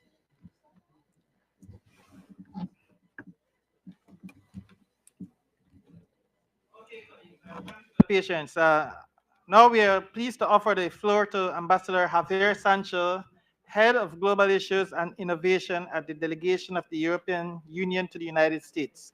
Excellency, please proceed. Thank you very much, Mr. Chairman. Distinguished permanent representatives, dear friends, un cariñoso, respetuoso saludo. A warm and respectful welcome to the Secretary of State for Iberoamerica, the Caribbean, and Spanish throughout the world, Susana Sumelso. My dear friend, Karen Montoya, welcome everyone. The chair for inviting the European Union to this Permanent Council important meeting dedicated to a dialogue with permanent observers in the face of current challenges, cooperation and solidarity. If history has taught us anything, it is that threats in one corner of the world can very, very quickly become threats in our corner to our citizens if they go unaddressed. We also know that only treating the symptoms of crisis is not sustainable and costs so much more down the road. Instead, we must address the root causes of poverty, instability, and insecurity. These guiding principles are central to our relations with the OAS and with our Latin American and Caribbean partners, as well as with the US and Canada, with whom we share history, culture, and a commitment to freedom, democracy, human rights, and economic opportunity. All our partnerships with you, individually and through multilateral fora such as the OAS, are and will remain strong. We appreciate your continued support to Ukraine and vocal condemnation of Russia's war of aggression against Ukraine. The resolutions adopted by the OAS, including on 22nd of February, are important signifiers of that support. The Americas is key partner for the EU, and we are determined to increase our engagement with the OAS as we both want an end to the Russian aggression against Ukraine. Once again, we made significant strides this year in deepening our political cooperation with Latin America and the Caribbean. Building on the momentum of our summit last year, we hosted an informal EU-CELAC ministerial meeting in the margins of the United Nations High-Level Week, and the high-level turnout was a testament to its success. The ministerial further confirmed our concerted willingness to forge ahead with our good work on a green, digital, and fair transition, and provided an opportunity to discuss additional areas of cooperation, most notably security, governance, and global justice. As partners, we reconfirmed our commitment to organize summits every 2 years, with the next one in Colombia in 2025. Despite our excellent progress, the Americas also present several overlapping complex humanitarian emergencies, including the crisis in Venezuela and Haiti. In this regard, the European Commission remains steadfast in its commitment to the humanitarian situation in Latin America and the Caribbean, both financially and in terms of advocacy. For instance, in 2024, the total amount of EU humanitarian funds awarded to actions in the LAC region has reached 180 million euro. At the heart of the EU humanitarian operations in the region is the humanitarian crisis in Venezuela that has affected 70% of the population and triggered one of the largest displacement crises in the world. In 2024, the European Union responded with 75 million euro to address the crisis both inside the country and within the region. Mr. Chair, the European Union remains extremely concerned about the situation in Venezuela and the human rights situation in the country. The democratic will of the Venezuelan people must be respected, and violence, repression, and harassment of the opposition and civil society must be stopped. The EU will not recognize the legitimacy of Nicolás Maduro as a democratically elected president without verifiable electoral records. The EU will continue to work with regional partners to support Venezuelan people in their democratic aspirations towards an inclusive transition with guarantees for both sides. The EU is ready to mobilize all the instruments at its disposal to support democracy in Venezuela. The humanitarian situation in Haiti is also deeply concerning and continues to demand our attention and support. To help address the ongoing crisis in 2024, the EU allocated 35, almost 36 million euro in humanitarian aid. I would be remiss in speaking about Haiti without highlighting the success of the multinational security support mission. The EU is planning to financially support this mission with 10 million euros. We support a rapid transition of the mission into a fully fledged UN peacekeeping operation to ensure long-term sustainability of this effort. With nearly 75% of its 654 population living in high-risk areas, the region ranks second in the list of the most natural hazard-prone areas in the world. In this context, in May 2024, the EU and the LAC region signed a memorandum of understanding to enhance cooperation on integrated disaster risk management. I am particularly happy to report that the signatories have developed an action plan that is currently being implemented. Our commitment, however, extends beyond bilateral and regional relations. In the multilateral world, the EU is committed to its long-standing partnership with the OAS. It provides a vital platform to advance our different strands of work and open and regular high-level dialogues like this one today here to provide focus and impetus to our cooperation. In this context, the EU and the OAS cooperate closely on a wide range of areas, and over the last 2 years, our support to OAS actions has reached close to 6 million euro. This includes support for the Inter-American System of Human Rights, which the EU believes has a key role to play in ensuring the protection of human rights throughout the region. In particular, the EU has provided 175 million euros in funding to the Inter-American Commission and 1 million to the Inter-American Court, which will be extended for the same amount in January 2025. The EU and the OAS has also share a multidimensional approach to security. The EU has consistently looked for synergy with the OAS member states and the General Secretariat to reduce the illicit proliferation and trafficking of small arms and light weapons, was referred to by the Colombian delegation, with a view to reducing armed violence and criminal activity. In particular, since 2019, the EU has supported the Programa de Asistencia para el Control de Armas y Municiones. The assistance program for the control of arms and ammunition. We are currently looking into a prolongation of the project, which expires in 2025. Another area of common engagement for security is our collective commitment to biosafety and biosecurity, as defined by the goals of the UN Security Council Resolution 1540 from 2004. Together, we are setting a robust foundation for a safer and more secure Latin America and Caribbean, aligned with the Biological Weapons Convention. The new 3-year project of 2,600,000 euro funded by the European Union and implemented in partnership with the OAS aims to address these critical needs in 11 Latin American countries. We acknowledge the high importance of the excellent execution and results of the work undertaken by the OAS office to implement confidence building and mediation activities in the adjacency zone between Guatemala and Belize. The European Union, having provided 3 million earlier this year, as well as some of its member states, have been among the main important donors to these activities. Mr. President, in conclusion, on behalf of the European Union, I would like to express our continued commitment to the Americas and to the OAS as a key multilateral institution. The EU is and will remain a proactive and reliable permanent observer, along with our 27 member states, all of which, by the way, are permanent observers as well.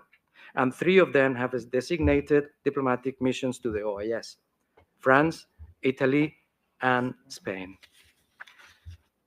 I also would like to acknowledge the work of the dedicated staff of this organization that personally I know very well firsthand, by the way, and in particular the Department of External and Institutional Relations, who consistently and reliably maintain the high level of contact between permanent observers and permanent representatives of this very important body. Once again, muchísimas gracias por la oportunidad. Thank you so much for the opportunity and a respectful, warm expression of gratitude to all of you. Thank you.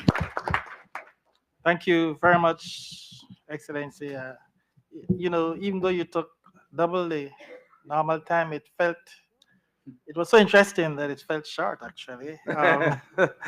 But we really appreciate the European Union's engagement and your support in addressing global challenges. We especially appreciate your support for assisting trying to resolve the situation in Venezuela and Haiti, your support for the transition of the MSS to the UN peacekeeping mission is highly appreciated, as well as your support for disaster risk management and your support for reducing armed violence in the region, especially considering that, you know, myself from a country in Central America, where Central America and the Caribbean are some of the most vulnerable countries, vulnerable to climate change and suffering so much from armed violence. So we really appreciate it. Thank you so much. Next, I'm pleased to offer the floor to Ambassador George Sarber, Permanent Observer of Liechtenstein. Got it right? Yeah? Right. Excellency, please proceed. Thank you very much, Mr. Chair, and thank you so much for including us in this dialogue. We really deeply appreciate the efforts of the OAS to include the permanent observers in its work, and I'd like also begin by expressing our deep gratitude to the Secretary General and his excellent team for really great cooperation throughout the year. The OAS has again this year shown that it is a vital platform for collective action based on these core values of democracy, human rights, and the rule of law, values which we very proudly share. Liechtenstein has been engaged this year in promoting deepened engagement and cooperation between the OAS and the Council of Europe. The March 24 dialogue between OAS member states and Liechtenstein's presidency of the Council with our Minister of Foreign Affairs has been a highlight, and it has reaffirmed the importance of transatlantic collaboration. We have reported back on the substance of this fruitful exchange to the Council of Europe and encouraged its continuation. The OAS and the Council of Europe can address critical challenges such as strengthening democratic institutions, enhancing youth participation, tackling financial crime, and upholding human rights in the digital age. They can do so from different perspectives, but on the same firm foundation of principles. And there is much to learn from each other in the future. Liechtenstein very much values the principled stance of the OAS on grave violations of international law wherever they occur. We share a commitment to accountability. The OAS perspective on providing justice for the crime of aggression by Russia against Ukraine is very valuable, as it is its openness on the register of damage and compensations of the victims of that war of aggression. Upholding international justice is a shared responsibility, and coming from both our regions, we can send a powerful message against impunity that continues to prevail in far too many situations around the world, from the Middle East to Sudan or Myanmar.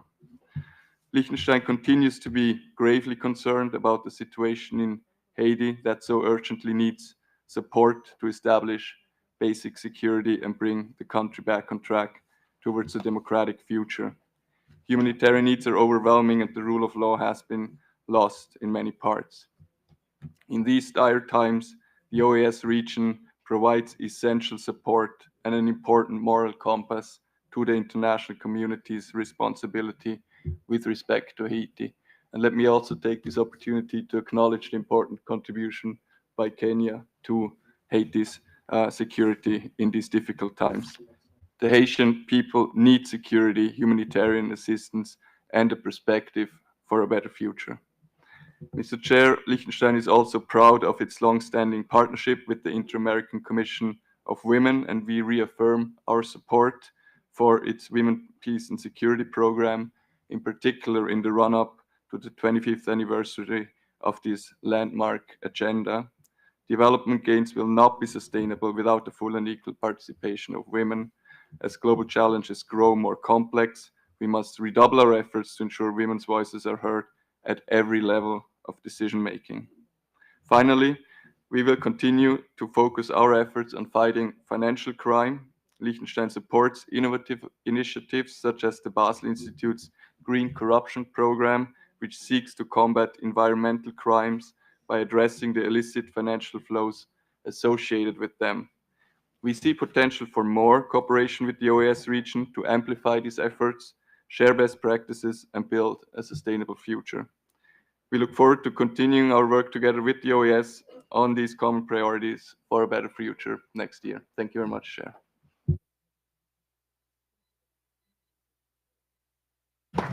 Thank you, Excellency, for your intervention. We are grateful for Liechtenstein's ongoing contributions to our shared objectives. Next, I am honored to offer the floor to Ambassador David Courage, Permanent Observer of Kenya. Excellency, you have the floor. Thank you very much, Chair, the Chair, Permanent Observers, colleagues. I must first of all start by thanking the OAS for admitting Kenya as a permanent observer in OAS.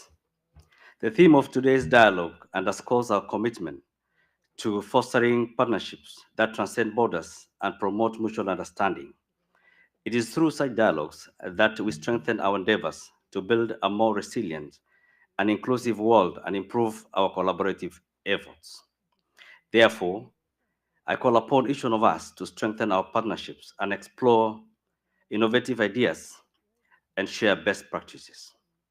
Today, we face numerous challenges, from economic disparities and environmental crises to security threats and social injustice.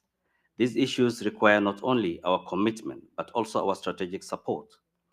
Our expertise, resources, and willingness to collaborate represent a vital asset in our collective effort to find solutions for the benefit of all nations. Chair, I am happy to note that over the past year, OAS has witnessed a remarkable increase in contributions to the projects. This not only reflects trust and partnership, but will be instrumental in implementing initiatives that align with OAS 4 pillars of work in democracy, human rights, integral development, and security. It is in this vein that this year, my country, under the UN Security Council Decision 2699, which was renewed and reviewed on 30 September this year, agreed to lead the MSS mission to Haiti to support the efforts of the Haitian police to reestablish security in Haiti. The mission's operational design is pegged on 4 phases, namely deployment, decisive operations, stabilization, and transition. Chair, 6 months after we deployed, the mission is still in its deployment phase. There is need to move to the next phase of decision action. This can only be done with your support, either by contributing the funds or deploying personnel to support the mission.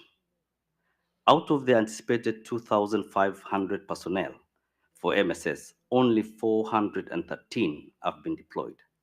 CARICOM has deployed 31 personnel, with 23 from Jamaica, 2 from Belize, and 6 from Bahamas. The remaining 382 are from Kenya. These are too few for the task at hand. It's crucial that the region reflects more on assisting our brothers and sisters in Haiti. We call upon all the member states from the region and beyond the region to contribute to bring peace and stability in Haiti. Today, Kenya is at its final stages of deploying an additional 617 specially trained officers. And I must add, Chair, that these officers are trained in all the areas including human rights. We welcome the readiness of a number of countries to also deploy and look forward to this realization soon. In addition, Chair, we applaud members of the Council for passing Resolution 2523 of 2024 in support of Haiti's request for a United Nations peacekeeping operation. This will secure sustainable support for Haiti's long-term stability, security, rule of law, and democratic governance. Despite the challenges facing the mission, there is hope. The joint operations and patrols have led to resumption of business activities across Port-au-Prince and reopening of roads to enhance traffic flow, save for occasional eruptions by gang groups. Additionally, schools, colleges, and courts have reopened as a testament of improved security conditions, notwithstanding the threat by gangs which cannot be ignored. Chair, in closing, I thank you for this opportunity and reaffirm Kenya's solidarity to the ideals of OAS, and once again, call upon for your support to MSS mission in Haiti. Thank you.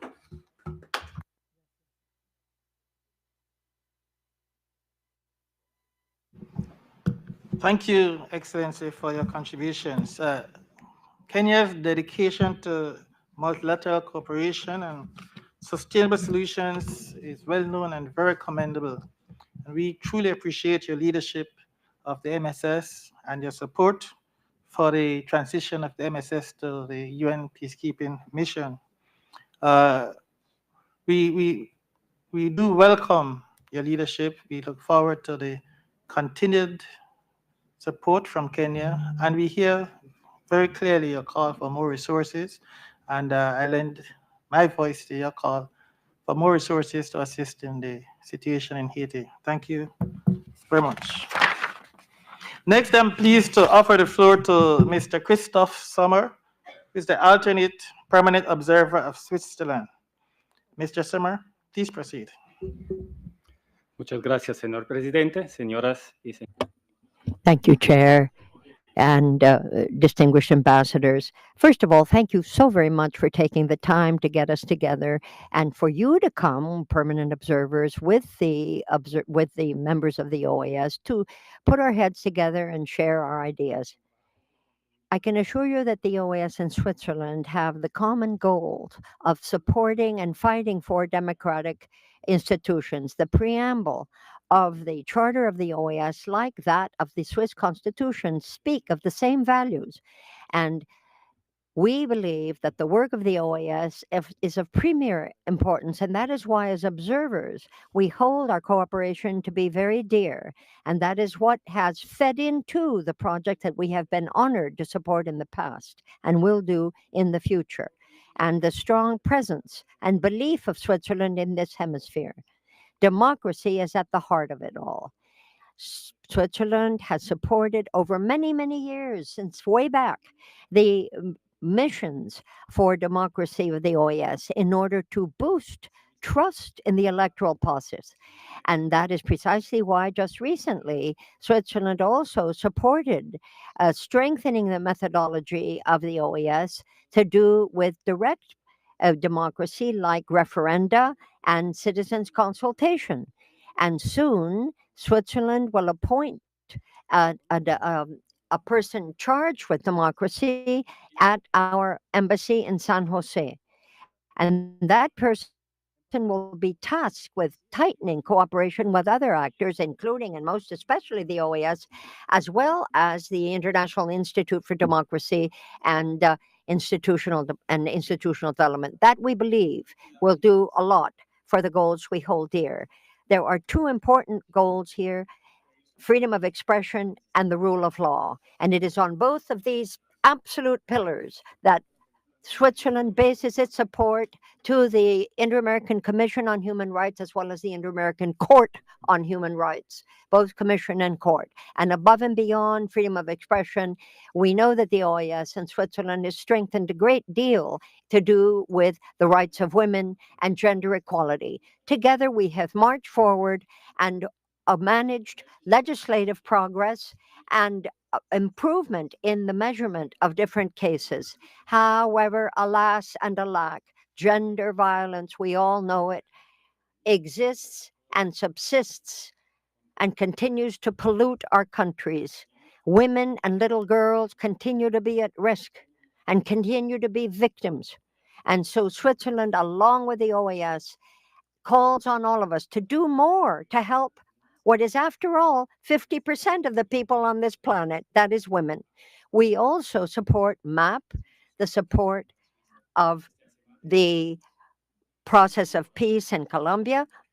We have done so for 10 years through various projects, our good offices, and had the financing of experts that have gone to Colombia to improve the hope of peace there, negotiations, confidence building measures, specialized steps, everything that leads to a lasting peace.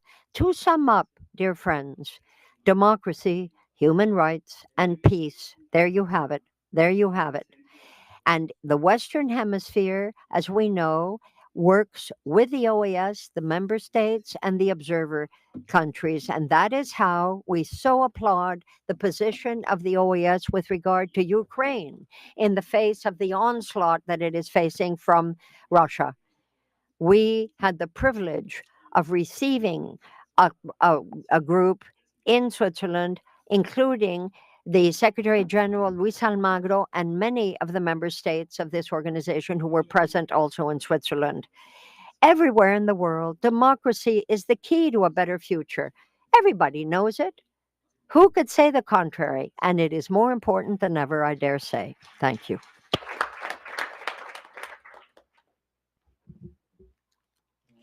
Thank you, Mr. Sommer, for your remarks. We are grateful to Switzerland for its ongoing support and for its role in promoting global stability and cooperation. And we appreciate your support for gender equality, your efforts to help us stop gender violence, and of course, all the support to promote lasting peace in the Americas, especially in Colombia and Haiti. Finally, I'm pleased to offer the floor to Mr. Denis Senik, alternate permanent observer of Ukraine. Mr. Senik, please proceed. Thank you, Mr. Chairman. Thank you for including us and having us and the chance to address you on behalf of the permanent observer of Ukraine, Oksana Markarova, and express our sincere gratitude to the organization's support of Ukraine. We are in a new stage of relations with the Americas, elaborating and working on execution of the strategy of relations between Ukraine and the Americas, and I'm glad to see the unprecedented number of Ukrainian delegations visiting your countries. We are also doing our best to support the OAS within our capacities. Since 2019, we have annually contributed to advance democracy in the region, COVID and Haiti relief funds, and other activities. In times of grave consequences of the Russian war against my country, please accept our contribution as tokens of Ukraine's openness to Americas. Please rest assured that Ukraine supports the causes that stand behind this organization: peace, security, democracy, and prosperity. Many representatives of your countries could personally hear this in my capital a few days ago during the first ever parliamentary conference with a very meaningful name: Ukraine, Latin America, and Caribbean countries, cooperation for the sake of future. Over 1,000 days, the people of Ukraine are paying the ultimate price to ensure a peaceful future, that Russian aggression doesn't knock into the doors of other democracies. By attacking Ukraine, Russia, without hesitation, instigated a global food crisis, undermined global nuclear security, caused catastrophic environmental challenges, made it clear that it doesn't care about others, that it would not stop on Ukraine only. Today, Russia rejects the Ukraine's peace formula and any proposals based on the UN Charter. They reject them, and they will continue to reject them because they do not respect the UN Charter. They do not recognize it, and they do not believe in it. Putin believes in war. He believes in his missiles. Yesterday, a Russian MFA official told CNN that the chances of reaching a compromise with Ukraine are zero. All they want is to conquer a sovereign nation and, if not possible, to destroy it. That is why history teaches us that the stronger Ukraine is, the more chances are to make Putin and his barbaric war. This is the core of the peace formula and the victory plan presented by President Zelensky. And I want to thank every nation and personally Secretary General Luis Almagro for participation in the first peace summit held in June in Switzerland, followed by the fourth Crimea Platform Summit in October. We need to force Russia into an honest peace, real peace, not appeasement. Just peace that has clear security guarantees for Ukraine, but not those written on a paper named Budapest Memorandum signed exactly 30 years ago. Not those empty words following more than 200 rounds of negotiations Ukraine had with Russia between 2014 and 2022. And the irony is that when Ukraine receives more assistance and capabilities to protect her innocent people, some say it's a path toward escalation. At the same time, Russia has hands free to invite North Korean troops on its territory to attack Ukraine, gets ballistic missiles from North Korea and Iran, millions of rounds of ammunition from North Korea, sends hundreds of missiles and drones flying near Ukraine's nuclear power plants. It is Russia escalating, and it is Russia that must be stopped. On December 1, 33 years ago, over 90% of Ukrainian people nationwide voted for independence from the Soviet Union. It was a historic decision, not ipso facto, but because we spent over 70 years living under the rule of Moscow within the USSR, and earlier, hundreds of years within the Russian Empire. Russia treated Ukraine as a mere colony. The best resources were taken by the metropole, which in return dictated rules, regulations, religion, and language. And if needed, to starve people to death, as they did during genocide known as Holodomor of 1932-1933. Many of the countries represented here underwent similar treatment in their history. For Russia, the distance doesn't matter. At any moment, it is ready to apply the whole range of malign activities in every corner of the world. They buy, they blackmail, they invest to subjugate, they interfere in the elections, they undermine the stability and easily kill if needed. If Putin is not stopped, his appetite will continue growing, and others will think that they have the right to criminally annex the lands of other nations. So today, I want to use this floor and once again thank every nation for supporting Ukraine and call on not to become victims of Russian propaganda that resorts to escalatory rhetoric. Please help us help you and the whole world to make our homes safe so that our children never hear the sounds of air sirens and are never forcefully separated from their parents and their homeland. The greater support for those who fight for freedom and independence, the stronger the freedom in the world will be. Thank you, Chairman.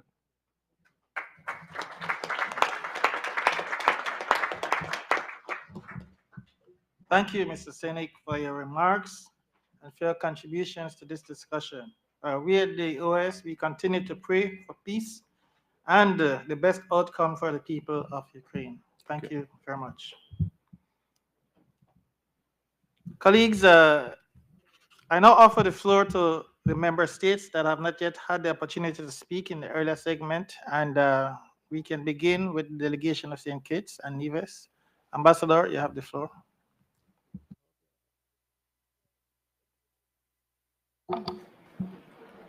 Good afternoon, Chair. Distinguida Señora Secretaria de Estado. Distinguished Head of State for our Secretary of State for Ibero-America and the Caribbean. Observer representatives, delegates.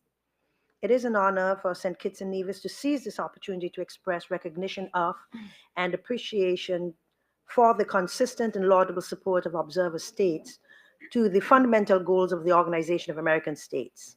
Such collective commitment to strengthening the pillars of the OAS is deeply valued, as it contributes to the broader objective of improving the lives of the peoples of the Americas and, by extension, advancing the goal of a better world for humanity's sons and daughters. St. Kitts and Nevis recognizes with sincerity the profound impact of this remarkable solidarity, particularly in areas that directly address the urgent challenges of climate change and disaster response, extending across a vast scope of security concerns, the critical issues related to the rights of women and girls, the cumulative value of the funding of electoral observation missions to democracy in our region, and the goal of our sister CARICOM state of Haiti to stand tall as a bastion of democracy, human rights, and peace.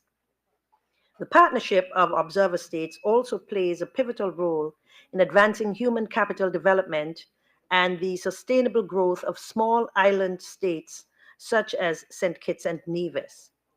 Today's session underscores an inescapable universal truth that there is only one Earth and one human race, and that notwithstanding our lives and livelihoods in the Americas, we are all members of one global family. While the vast seas may appear to separate our nations of the Americas and those of our observer states, they must also serve as a unifying force, a reminder of our interconnectivity. From across those waters, the observer states have sought to be represented at this Organization of American States in acknowledgement of the reality that solving the issues of the world starts with an honest dialogue, and that true healing and progress for our shared world can only be achieved through partnership between large and small nations alike, between the peoples of different regions, different hemispheres, in all our beautiful diversity, embraced on the unifying umbrella of the OAS. On behalf of St. Kitts and Nevis, this delegation expresses profound appreciation for the unwavering support and solidarity extended by OAS observer states, and looks forward to continuing our collective work towards a brighter, more sustainable future for all. Thank you. Thank you. I now offer the floor to the delegation of the Dominican Republic. Ambassador, you have the floor. Señor Presidente. Chair of the Permanent Council, Madam Secretary of State for Ibero-America and the Caribbean and Spanish throughout the world, Your Excellency Susana Similso Jordán, ladies and gentlemen, permanent observers, colleagues, representatives, permanent representatives to the OAS. The delegation of the Dominican Republic thanks the chair of the Permanent Council for convening this dialogue among member states and permanent observers on current challenges, cooperation, and solidarity. We also want to express our gratitude to the representatives of observer missions for their valuable contributions, as well as for their contributions to the efforts of the Organization of American States, member states. We want to highlight the fundamental role that observer countries play. Their collaboration with the OAS can be seen through multiple modalities of support, through, for example, financial contributions to projects and programs, all the way to, I don't know, technical assistance. They share best practices, academic assistance, professional training like the training program in The Hague for member states' diplomats. Our friends make contributions not just with programs and projects, they significantly contribute to developing the 4 pillars that are the OAS's actions North Star: human rights, development, etc. They are the clear example that we share such values with our partners. Permanent observers are strategic partners that help our organization to further its own goals. They act as bridges among nations. They promote cooperation and multilateral dialogue. Their work is not limited to observing. They have a positive impact on building collective solutions. Chair, our region today faces major challenges like poverty, inequality, climate change, migration, and lack of security, among others. These issues must be addressed urgently, and through dialogue, alongside our permanent observers, we can build strategic alliances that will allow us to identify effective, long-lasting solutions. Such dialogue with permanent observers also allows us to garner diverse perspectives on matters of common interest. We can look at challenges from lots of viewpoints, and this helps us to more comprehensively address the problems that our region faces. As has been said here previously, permanent observers play a key role in promoting the democratic values we all share. In that regard, I want to highlight that the support that has been given to electoral observation missions, which has helped to further strengthen democracy in our hemisphere. We want to recognize the efforts undertaken within the OAS framework to help Haiti.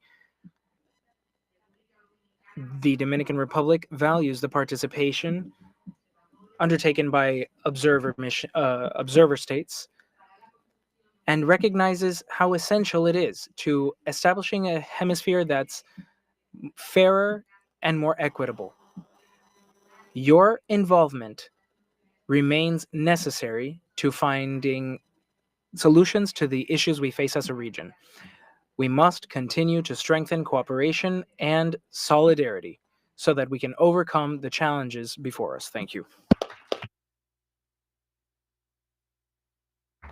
Thank you, Ambassador. We now offer the floor to the delegation of Trinidad and Tobago. Sir, you have the floor. Thank you, Chair.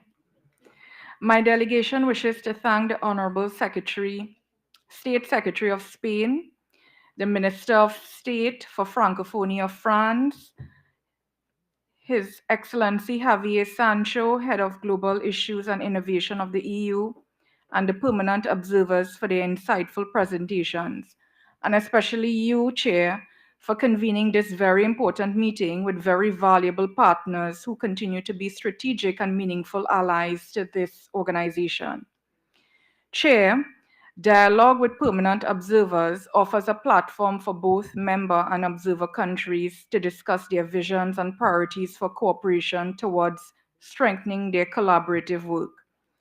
Trinidad and Tobago has consistently promoted strengthened cooperation with OAS permanent observers as strategic partners, evidenced by our co-sponsorship of the Permanent Council Resolution 1112 adopted on September 27, 2018.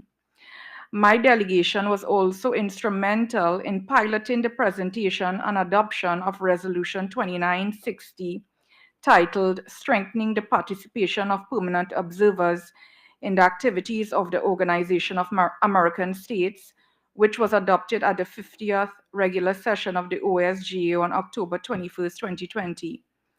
This resolution elevated for the first time dialogue with permanent observers from a side activity to an activity held prior to the commencement of the Assembly. Permanent observers play a vital role in enhancing the OAS's mission. They offer diverse perspectives, strengthen collaboration, technical expertise, capacity building, provide much needed financial support, create linkages to the international community, which, among other things, promote understanding and cooperation beyond the Americas. The expertise and collaboration on critical global issues such as climate change, security, and public health, to name a few key areas also require special mention. And my delegation urges that greater attention and resources be placed in treating with these very important issues that for some of us affect our very survivability. Engagements such as these advance much needed South-South cooperation, which is essential for addressing the vulnerabilities and building the resilience of small island developing states like Trinidad and Tobago. Chair, Trinidad and Tobago reiterates its appreciation to the permanent observers of the organization for their enduring commitment to multilateralism, as there is no doubt that their participation is essential for promoting peace, democracy, and development in the region. We remain committed to deepening our engagement with them as we work together towards the advancement of these shared goals. Chair, I thank you.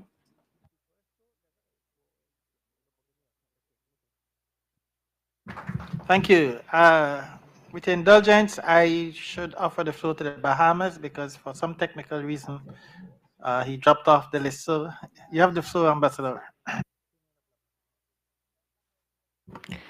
Thank you kindly, Chair. I know I'd missed a few meetings, so I got a little nervous that we were dropped off twice. So I was wondering if something took place, if there was a vote that took place in the Bahamas' absence.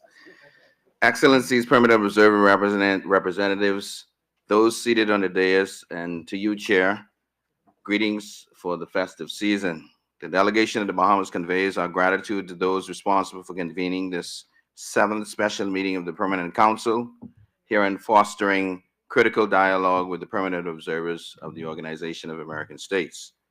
At the outset, I join colleagues in commending our permanent observers for their steadfast commitment to the OAS and its member states and their fidelity in the principles enshrined in the OAS Charter.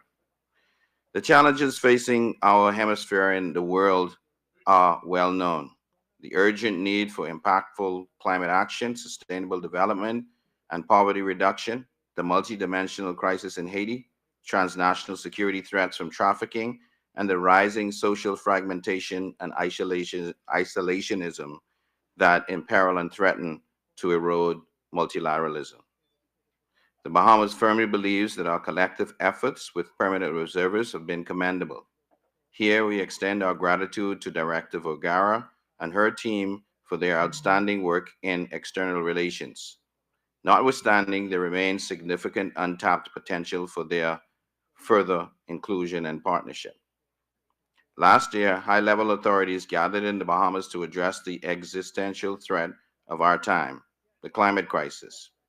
The Nassau Declaration and the Inter-American Climate Change Action Plan for 2023 to 2030 set forth our strategic direction, focusing on integrated water management, renewable energy, disaster risk reduction, and climate change adaptation. We therefore invite the observers to beseech your support in these specific initiatives. 1. Strengthening circular economies. 2. Enhancing renewable energy adoption. 3. Building climate smart skills. 4. Developing a regional hub for climate finance assistance. And 5. Strengthening disaster risk management capabilities. As an aside, it is noteworthy that the Declaration of Nassau, in addition to the Declaration of the Bahamas on climate finance in the Americas, contains the salient hallmarks and elements that invariably should serve as a common hemispheric position on the climate crisis. However, at the recent COP29, it was abundantly clear that we were the only region that didn't take a regional approach. Further, our region did not take advantage of the presiding declarations to present our climate negotiations. Accordingly and regrettably, we yet again succumbed to self-inflicted wounds. In respect to security and stability in Haiti, the Bahamas is actively engaged in the multilateral security support mission, and we firmly believe that a stable and secure and prosperous Haiti benefits not only the Haitian people, but also the broader region and the world. We note with appreciation the recent installation of Kenya amongst the cohort of permanent observers, and we extend officially a welcome.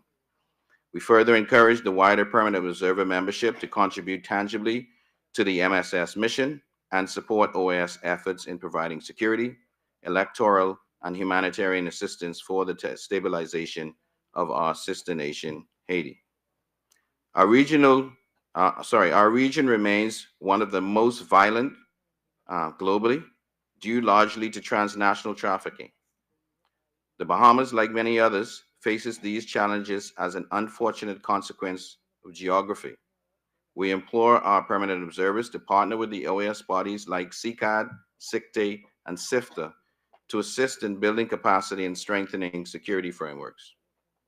Finally, we invite the collaboration on the OAS Language Training Cooperation Program, promoting fluency in English, Spanish, French, and Portuguese. Assuredly, enhanced multilingualism will foster a more interconnected and inclusive hemisphere. As I conclude, I reiterate the Bahamas' desire for an ambitious, tangible partnership with our permanent observers to address our shared priorities. As a collective, we should examine a mechanism to leverage the experiences, partnerships with the permanent observers, and to derive relative and meaningful projects, programs, and a predictable fiscal support to the organization. Colleagues, let us heed and embrace the sentiments of the former United Nations Secretary General Kofi Annan. More than ever before in human history, we share a common destiny. We can master it only if we face it together. Excellencies, Chair, I thank you for your kind attention.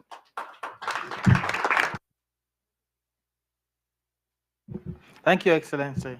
We now offer the floor to the delegation of Haiti. You have the floor. Merci, Monsieur le Président. Thank you, Chair. I thank you very much for giving me the floor at this very important session at which the observer nations of the OAS are gathered. Let me express my very sincere thanks to all of you who have spoken for the presentations you've offered, and most especially for the testimony of your support to Haiti over so many years. Thank you for the solidarity with which you have stood by us in the past, and let me hope in the future.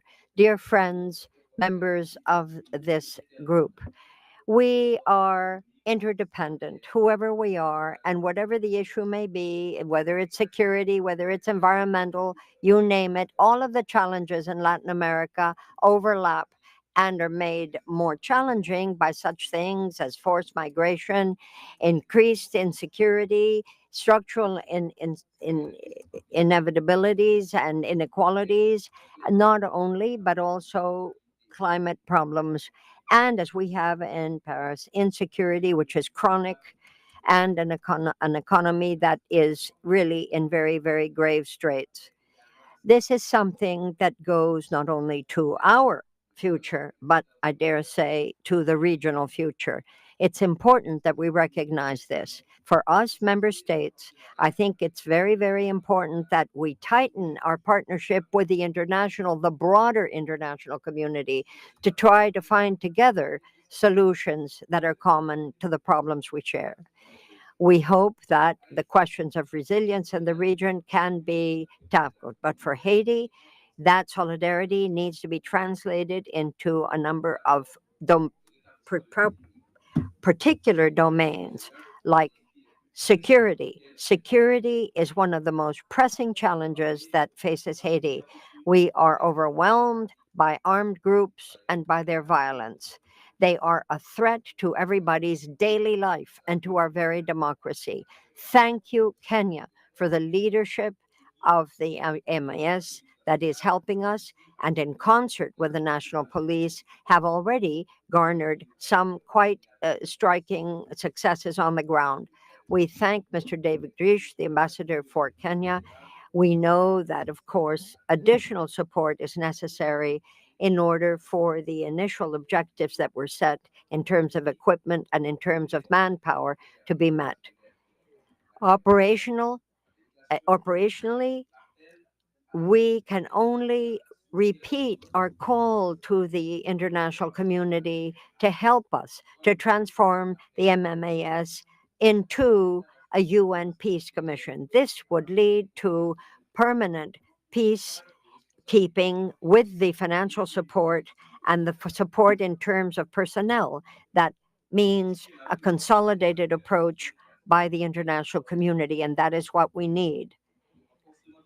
The strengthening of democratic governance and the rule of law is essential for us to emerge from this crisis. We're counting on you, on all of you, to help us move towards inclusion, towards elections that are inclusive, that are transparent between now and the end of 2024. We thank Japan for what has been offered, very generous financing to identify people in the Haitian population that are in need of particular assistance. We're also very, very grateful for those who have contributed to the fiduciary fund within the UN, earmarked for Haiti. We need technical and human support of the greatest order. We know that all of this assistance is rooted in the solidarity of observer countries, and this can also take the form of sustainable long-term development projects in key areas. And finally, humanitarian aid, need I tell you, is more urgent than ever. We call on observer countries to please look at the very grave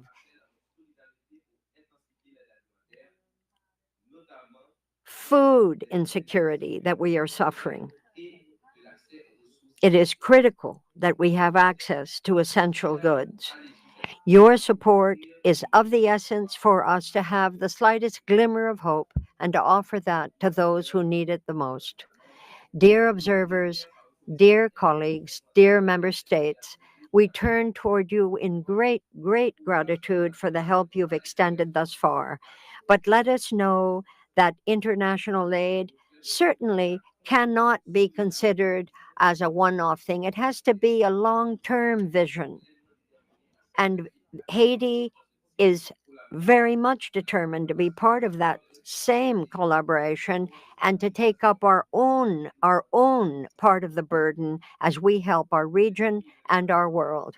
Despite daunting challenges that you know are almost backbreaking, we thank the international community to help us go from one day to the next with some hope.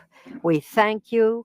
We thank you for your ongoing commitment and the will you have to work with us hand in hand. The principles of cooperation and solidarity must be tangible for the present and the future generations of my country. I thank you. Thank you. Colleagues, once again, I must correct a technical glitch whereby St. Lucia was dropped off the list. And so I beg the gracious patience of the United States and offer the floor to the delegation of St. Lucia. Madam, you have the floor. Thank you, Chair. On the outset, my delegation expresses much appreciation to the permanent observers who presented at this meeting today and those who continue to support this organization. Your engagement speaks to the value your countries place on the OAS. Permanent observer missions to the OAS play a vital role in fostering cooperation and solidarity between member states and the wider international community. Your missions contribute to advancing the OAS's core values across the Americas and advance the core pillars of the OAS, promoting democracy, defending human rights, strengthening security, and advancing sustainable development across the Americas.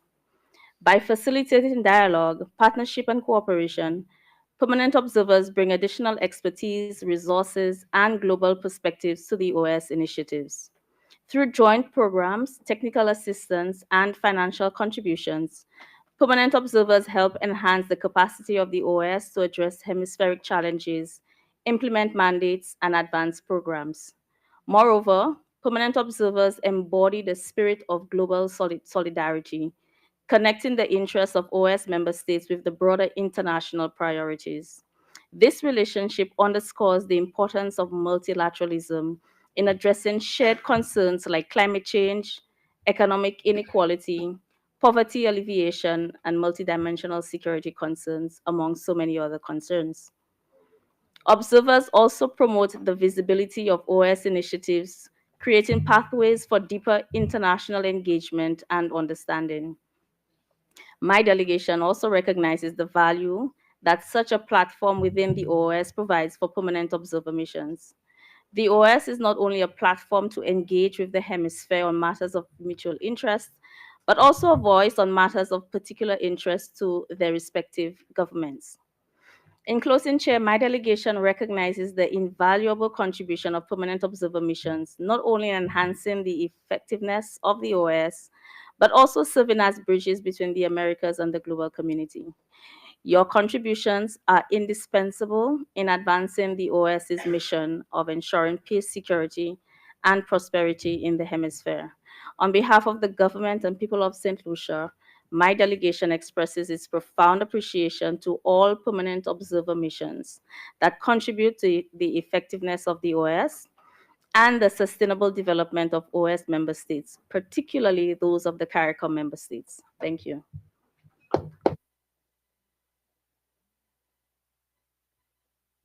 Thank you. We now offer the floor to the delegation of the United States. There you have the floor. Thank you, Chair. I just want to briefly add the words of thanks from my delegation on behalf of the government of the United States to those that many other member states have shared today. Thanks for the observers for being here today, but more importantly for the work that you do to support this organization. Most prominently, perhaps, the delegations of Spain and France and Italy and the Holy See, who have perhaps the best attendance record at OAS meetings.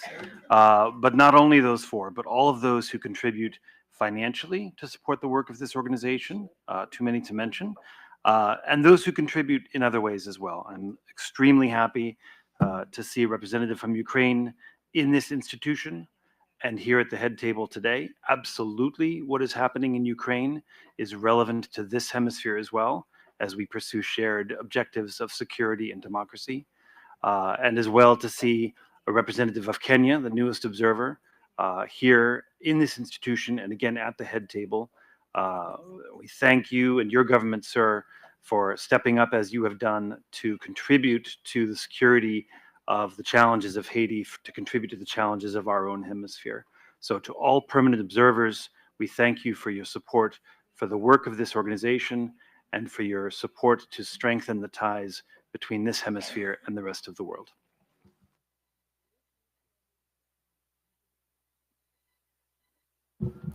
Thank you. We now offer the floor to the delegation of Costa Rica. Ambassador, you have the floor. Thank you very much, everyone. Good afternoon.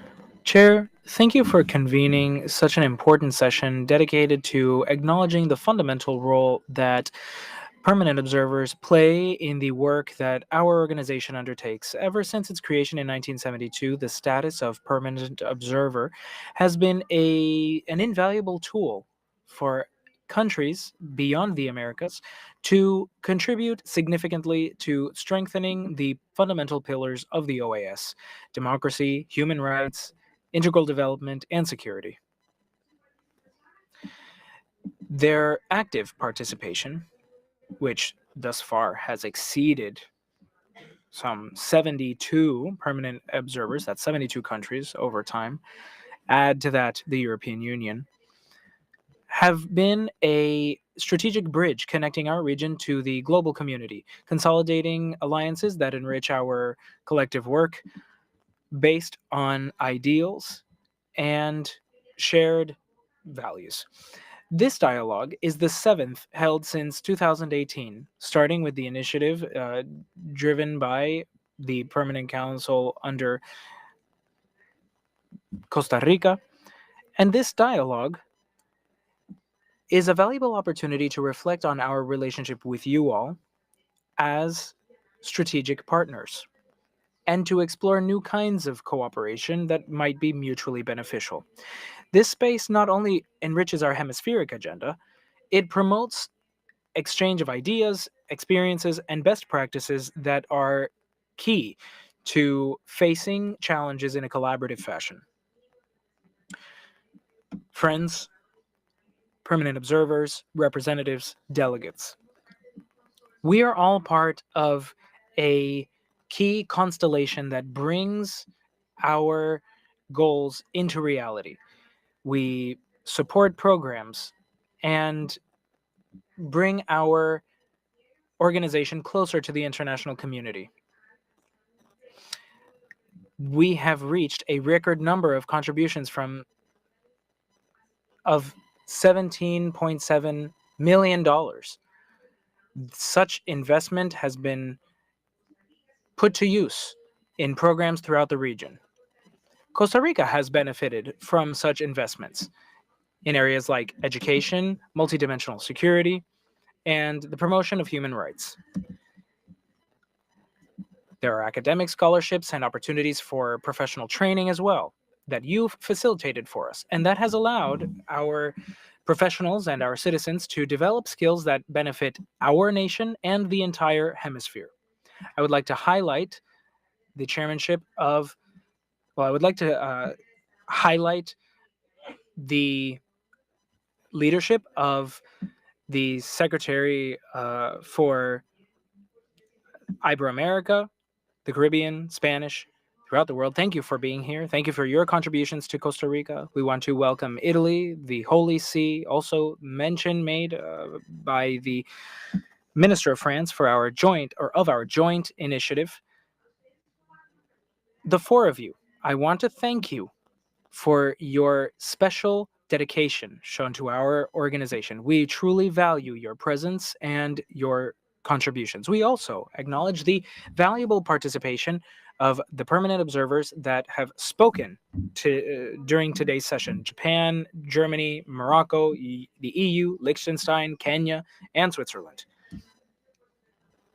Thank you for recognizing my country's leadership when it comes to promoting democracy and human rights. Ukraine as well, thank you for the recent acknowledgement given to the President of the Republic of Costa Rica for his support of the territorial integrity of Ukraine. You know you can count on our support. We also want to express our appreciation to all the observers that have maintained constant presence in the region throughout the 2023-2024 timeframe, strengthening their commitment to our organization. Among them, you have the Netherlands participating actively in an institute that we have also helped to promote. We want to thank you for taking that opportunity. Thank you to the countries who, although they are geographically very far away, have still been right by our side. Korea, Portugal, United Kingdom, Serbia, Sweden, Turkey, among many others, and all the other permanent observers that I have not been able to name. We want to thank each and every one of you for your support, the support you've given to our organization and our initiatives. Your contributions have not just strengthened the work of our secretariat, you have had a direct impact on Costa Rica's people. Your contributions have been crucial to overcoming modern challenges, climate change, issues we face with our oceans. You always maintain a focus on people and human rights.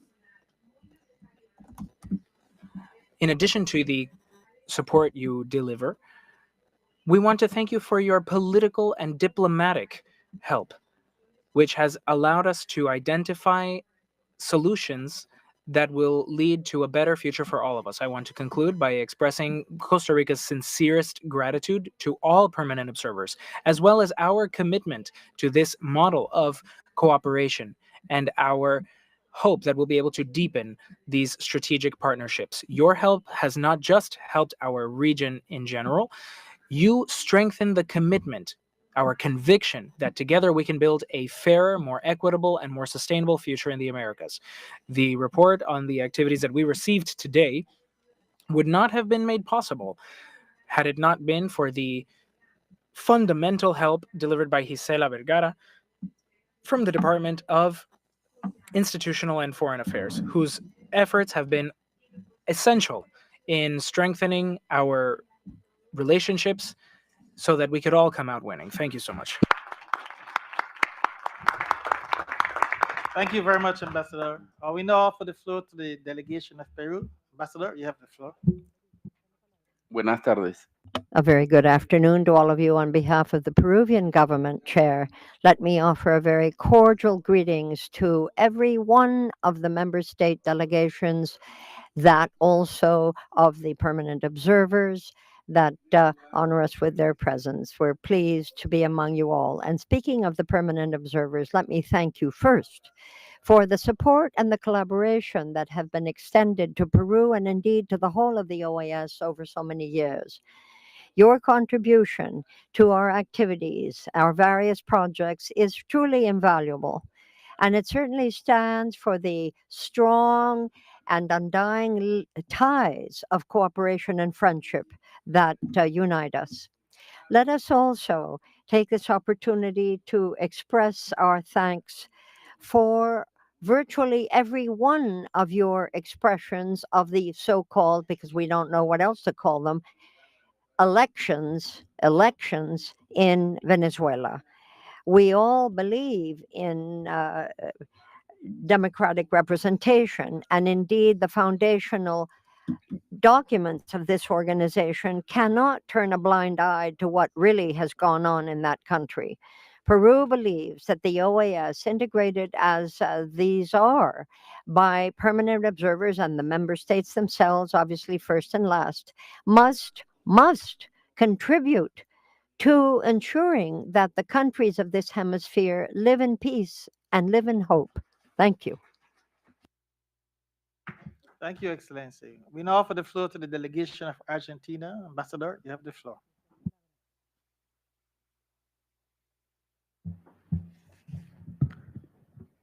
Muchas gracias. Thank you very much, Chair. On behalf of the Republic of Argentina, let me begin by greeting Susana Sumeso Jordan, the Secretary and the representative of so many permanent observers who are with us here and that honor us by their presence and indeed by their accompanying us virtually. The Organization of American States has historically been a place of encounter. That's who we are, bringing together permanent observers and the permanent members themselves on the basis of common values, including democracy, respect for human rights, integral development, and security, the four pillars of our activities that are the very ground on which we hope to build a prosperous future for us all. Permanent observers, without doubt, are key social and political partners in what we do. They not only enrich our debates, but also contribute to the capacity of this organization to increase the means by which the member states can achieve their goals, tangibly so.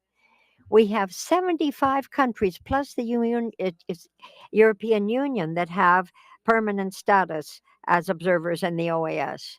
That's fabulous. And it certainly multiplies the capacity that we would otherwise have to get to the goals we have set for ourselves with the resources available. It is in that regard that I think it behooves us as members of this organization to express our very, very deep gratitude to the permanent observers for the invaluable contributions they have made over the years to allow us to meet the mandates that the member states themselves, ourselves, I should say, have set.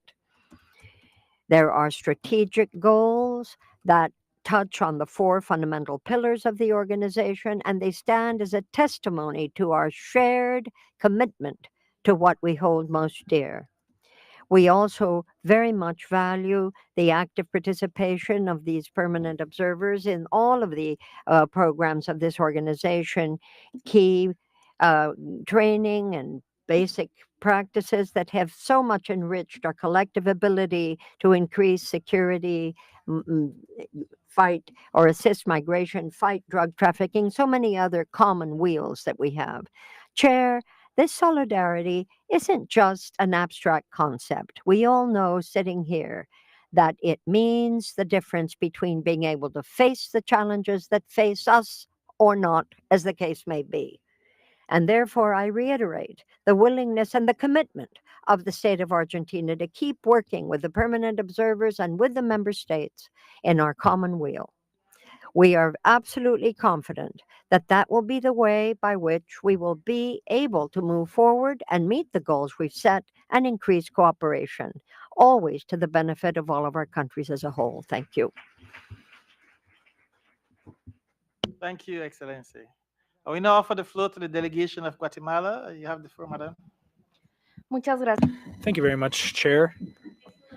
It's an honor and such a pleasure to greet the permanent observers and the ambassadors. On this occasion, I want to highlight the Secretary of State for Ibero-America, the Caribbean, and Spanish in the world, Susana Jordan. We recognize the important space for dialogue that's held within the framework of the Permanent Council at this organization every year with you. Countries who bring such valuable contributions and observations, which highlight the importance of alliances and strategic partnerships throughout the Americas amongst us.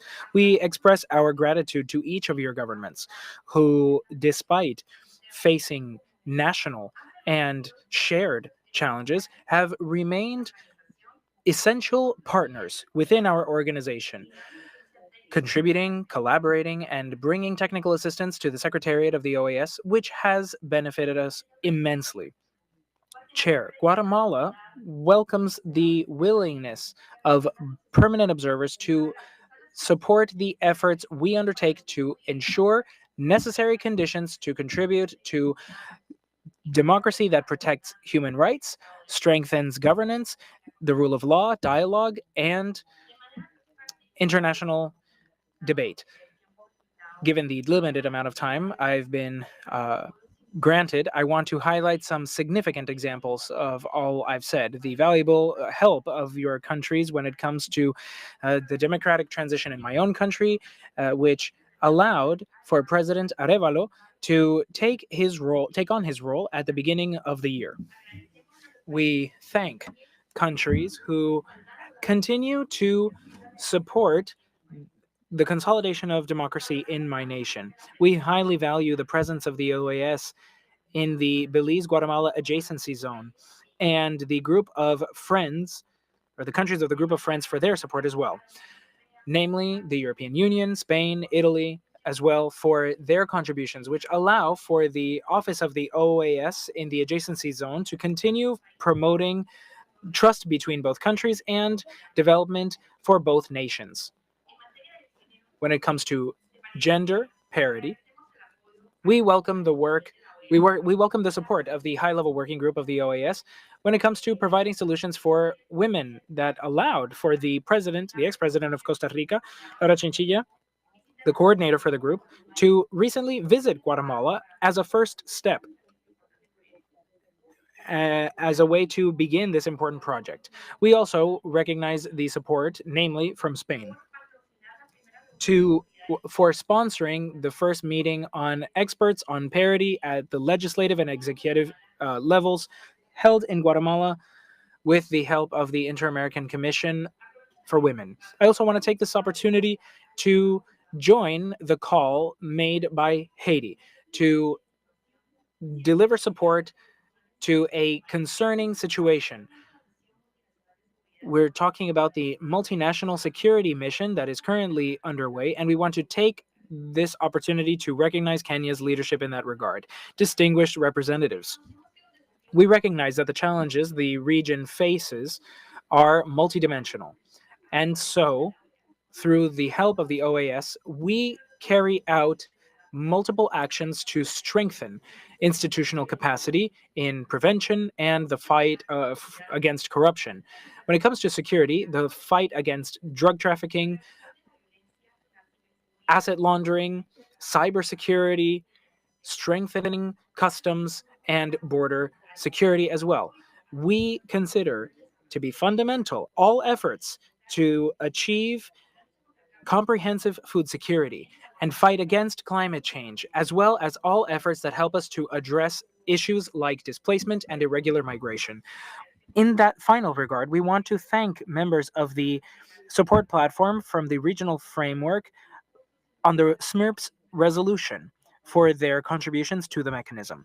Chair, we reiterate our acknowledgement of the permanent observer nations of this organization in a spirit of continuing to coordinate strategic alliances to consolidate peace, security, and resilience at a global level. To close, we thank the Department of Foreign Affairs and Director Vergara for continuing their efforts to coordinate participation in different initiatives promoted by the OAS alongside our strategic partners. Thank you.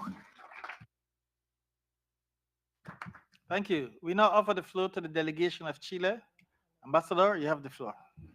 Muchas gracias, presidente. Thank you, Chair. Observers, thank you for your presentations. They show your commitment to our region and the OAS. As we've seen throughout the day, and in the daily efforts of the OAS, every working area is strengthened by the work undertaken by permanent observers. In that regard, we should ask ourselves, how do we make sure these tools are even stronger or even more effective. Cooperation can have a multiplying effect when it allows us to build international standards or establish technical guidelines. Chair, to further clarify, I want to use 3 examples. An exercise like we did with Mexico and Brazil when it comes to security and custody. Financing with the European Union and SICTE, which have allowed us to make progress in our own legislation because it was enriched by our counterparts. A second example would be the work we did with Spain in the area of gender parity. Our model law on parity, for example, which helps us make progress in national legislation.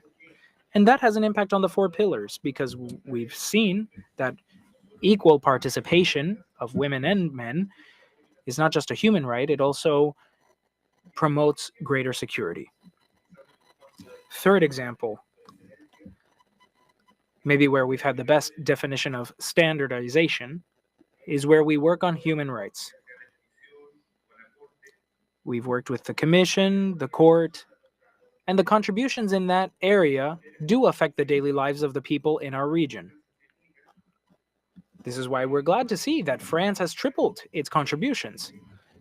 Every euro put into that effort increases people's abilities to exercise their basic human rights.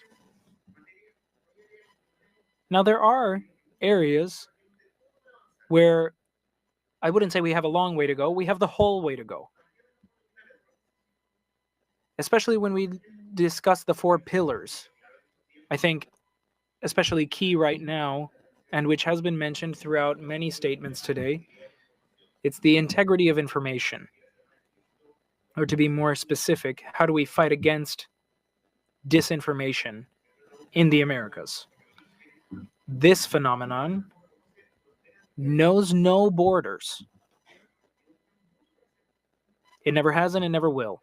And we have a lot of work to do in that regard. So I think we are doing really interesting work in the voluntary group on the charter. But this is only going to translate into real results if we can expand the effort and multiply it so that we can promote the integrity of information and for that to spread throughout all our communities. And towards that end, we have to make sure that we work together in order to have that multiplying effect. Chair, we want to conclude thanking Kenya for the work that they are doing. Kenya has recently become a permanent observer, and we want to recognize their commitment to the crisis in Haiti. Thank you, and thank you, Chair. Thank you, Excellency. We now offer the floor to the delegation of Mexico. Ambassador, you have the floor. Gracias, señor presidente. Thank you, Chair. Mexico recognizes and values dialogue and cooperation with permanent observer states who are so respectful of the internal affairs of member states.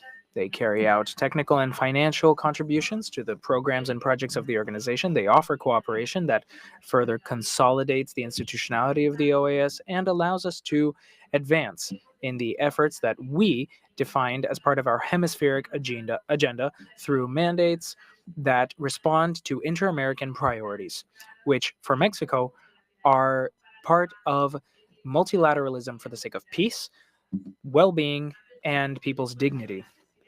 We welcome the efforts of the chair for this permanent council, which has maintained constant dialogue with our permanent observers throughout the session. This diversity of perspectives and experiences brought about by our permanent observers enriches our respectful political dialogue and allows us to address the main challenges our region faces more effectively and allows us to address them from the perspective of each individual state. We think it's relevant that we share best practices in areas of human rights, sustainable development, climate change, and citizen security or citizen safety. These are reference points for defining innovative solutions in our nations. And they're all based on international efforts for development.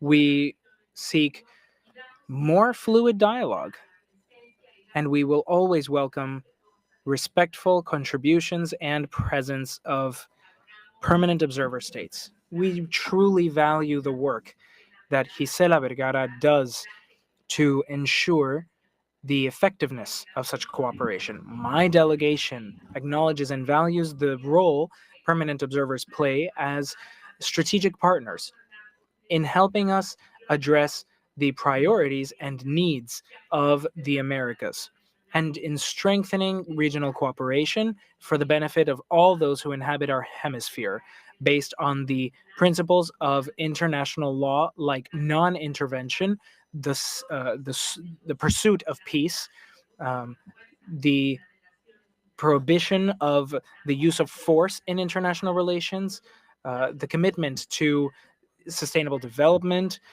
our commitment to peacefully resolving conflict, and promoting human rights for all individuals. In that framework, Chair, we value multilateral cooperation for peace, which the permanent observers contribute to. And this complements what we already undertake within our triangular and bilateral as well as multilateral spaces, especially within the UN sphere. Thank you, Chair. Thank you, Excellency. I now offer the floor.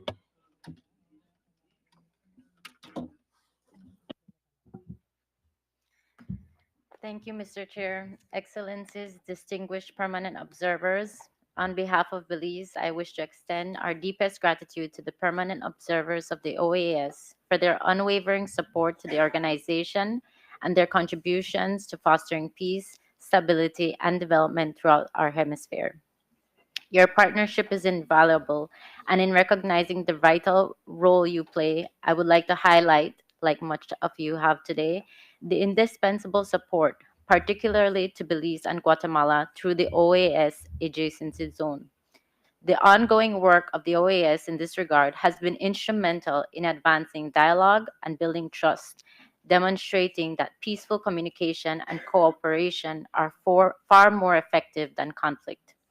Chair, despite the complexity of our territorial dispute, both countries have committed to resolving the matter honorably and responsibly through the legal process guided by the International Court of Justice. As we move forward, Belize remains steadfast in its commitment to resolving this issue peacefully. We are confident that with the continued support from the OAS and our observer friends, we can set an example for the world, one that underscores the importance of dialogue, mutual respect, and the adherence to the rule of law. While we appreciate the strong and consistent support that has been raised today, we recognize that the work continues. As we await the ICJ's decision, the continued engagement of our observer friends will be even more crucial. Your support during this period and beyond will help ensure the smooth implementation of the ruling and advancements of peace, prosperity, and unity in the Americas. Also, as the host of this year's 7th annual meeting of the Comprehensive Regional Framework for Protection and Solution, MERPS, Belize reaffirms its commitment to fostering collaborative approaches to address the pressing challenges of forced displacement in this region.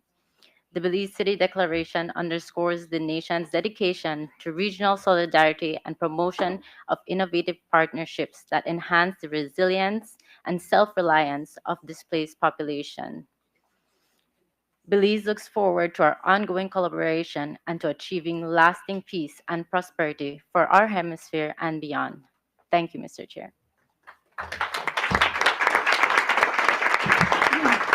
Thank you.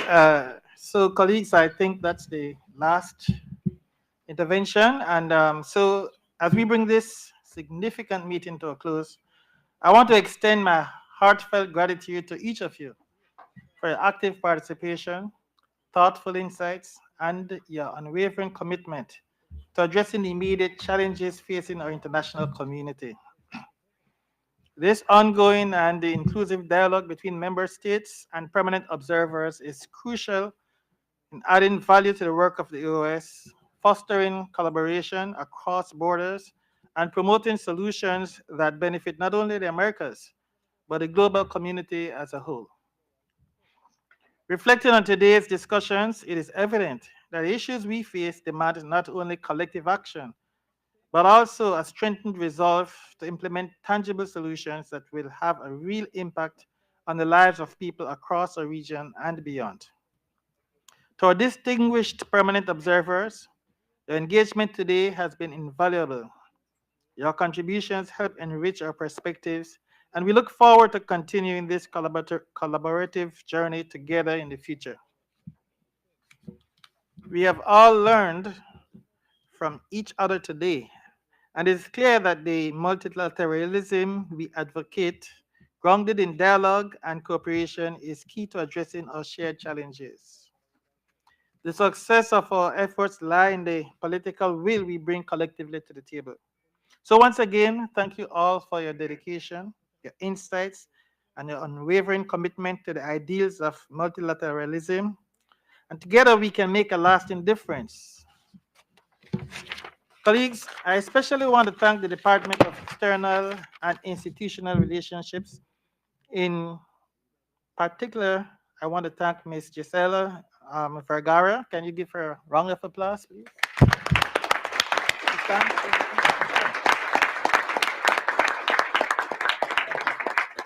I think we all agree that they have done an excellent job of organizing this session here today. Well deserved. So today, as well as the insightful comments made by the delegations, I think perhaps maybe it's the size of the room, but I felt a strong connection, camaraderie that sometimes you don't feel in the bigger room, right? So, but special today, I think. Can I, yeah. And of course, everything that we said here will duly be reflected in the corresponding minutes of this special meeting. So with that, and now that I have a gavel, I can say I declare this meeting adjourned. Adjourned.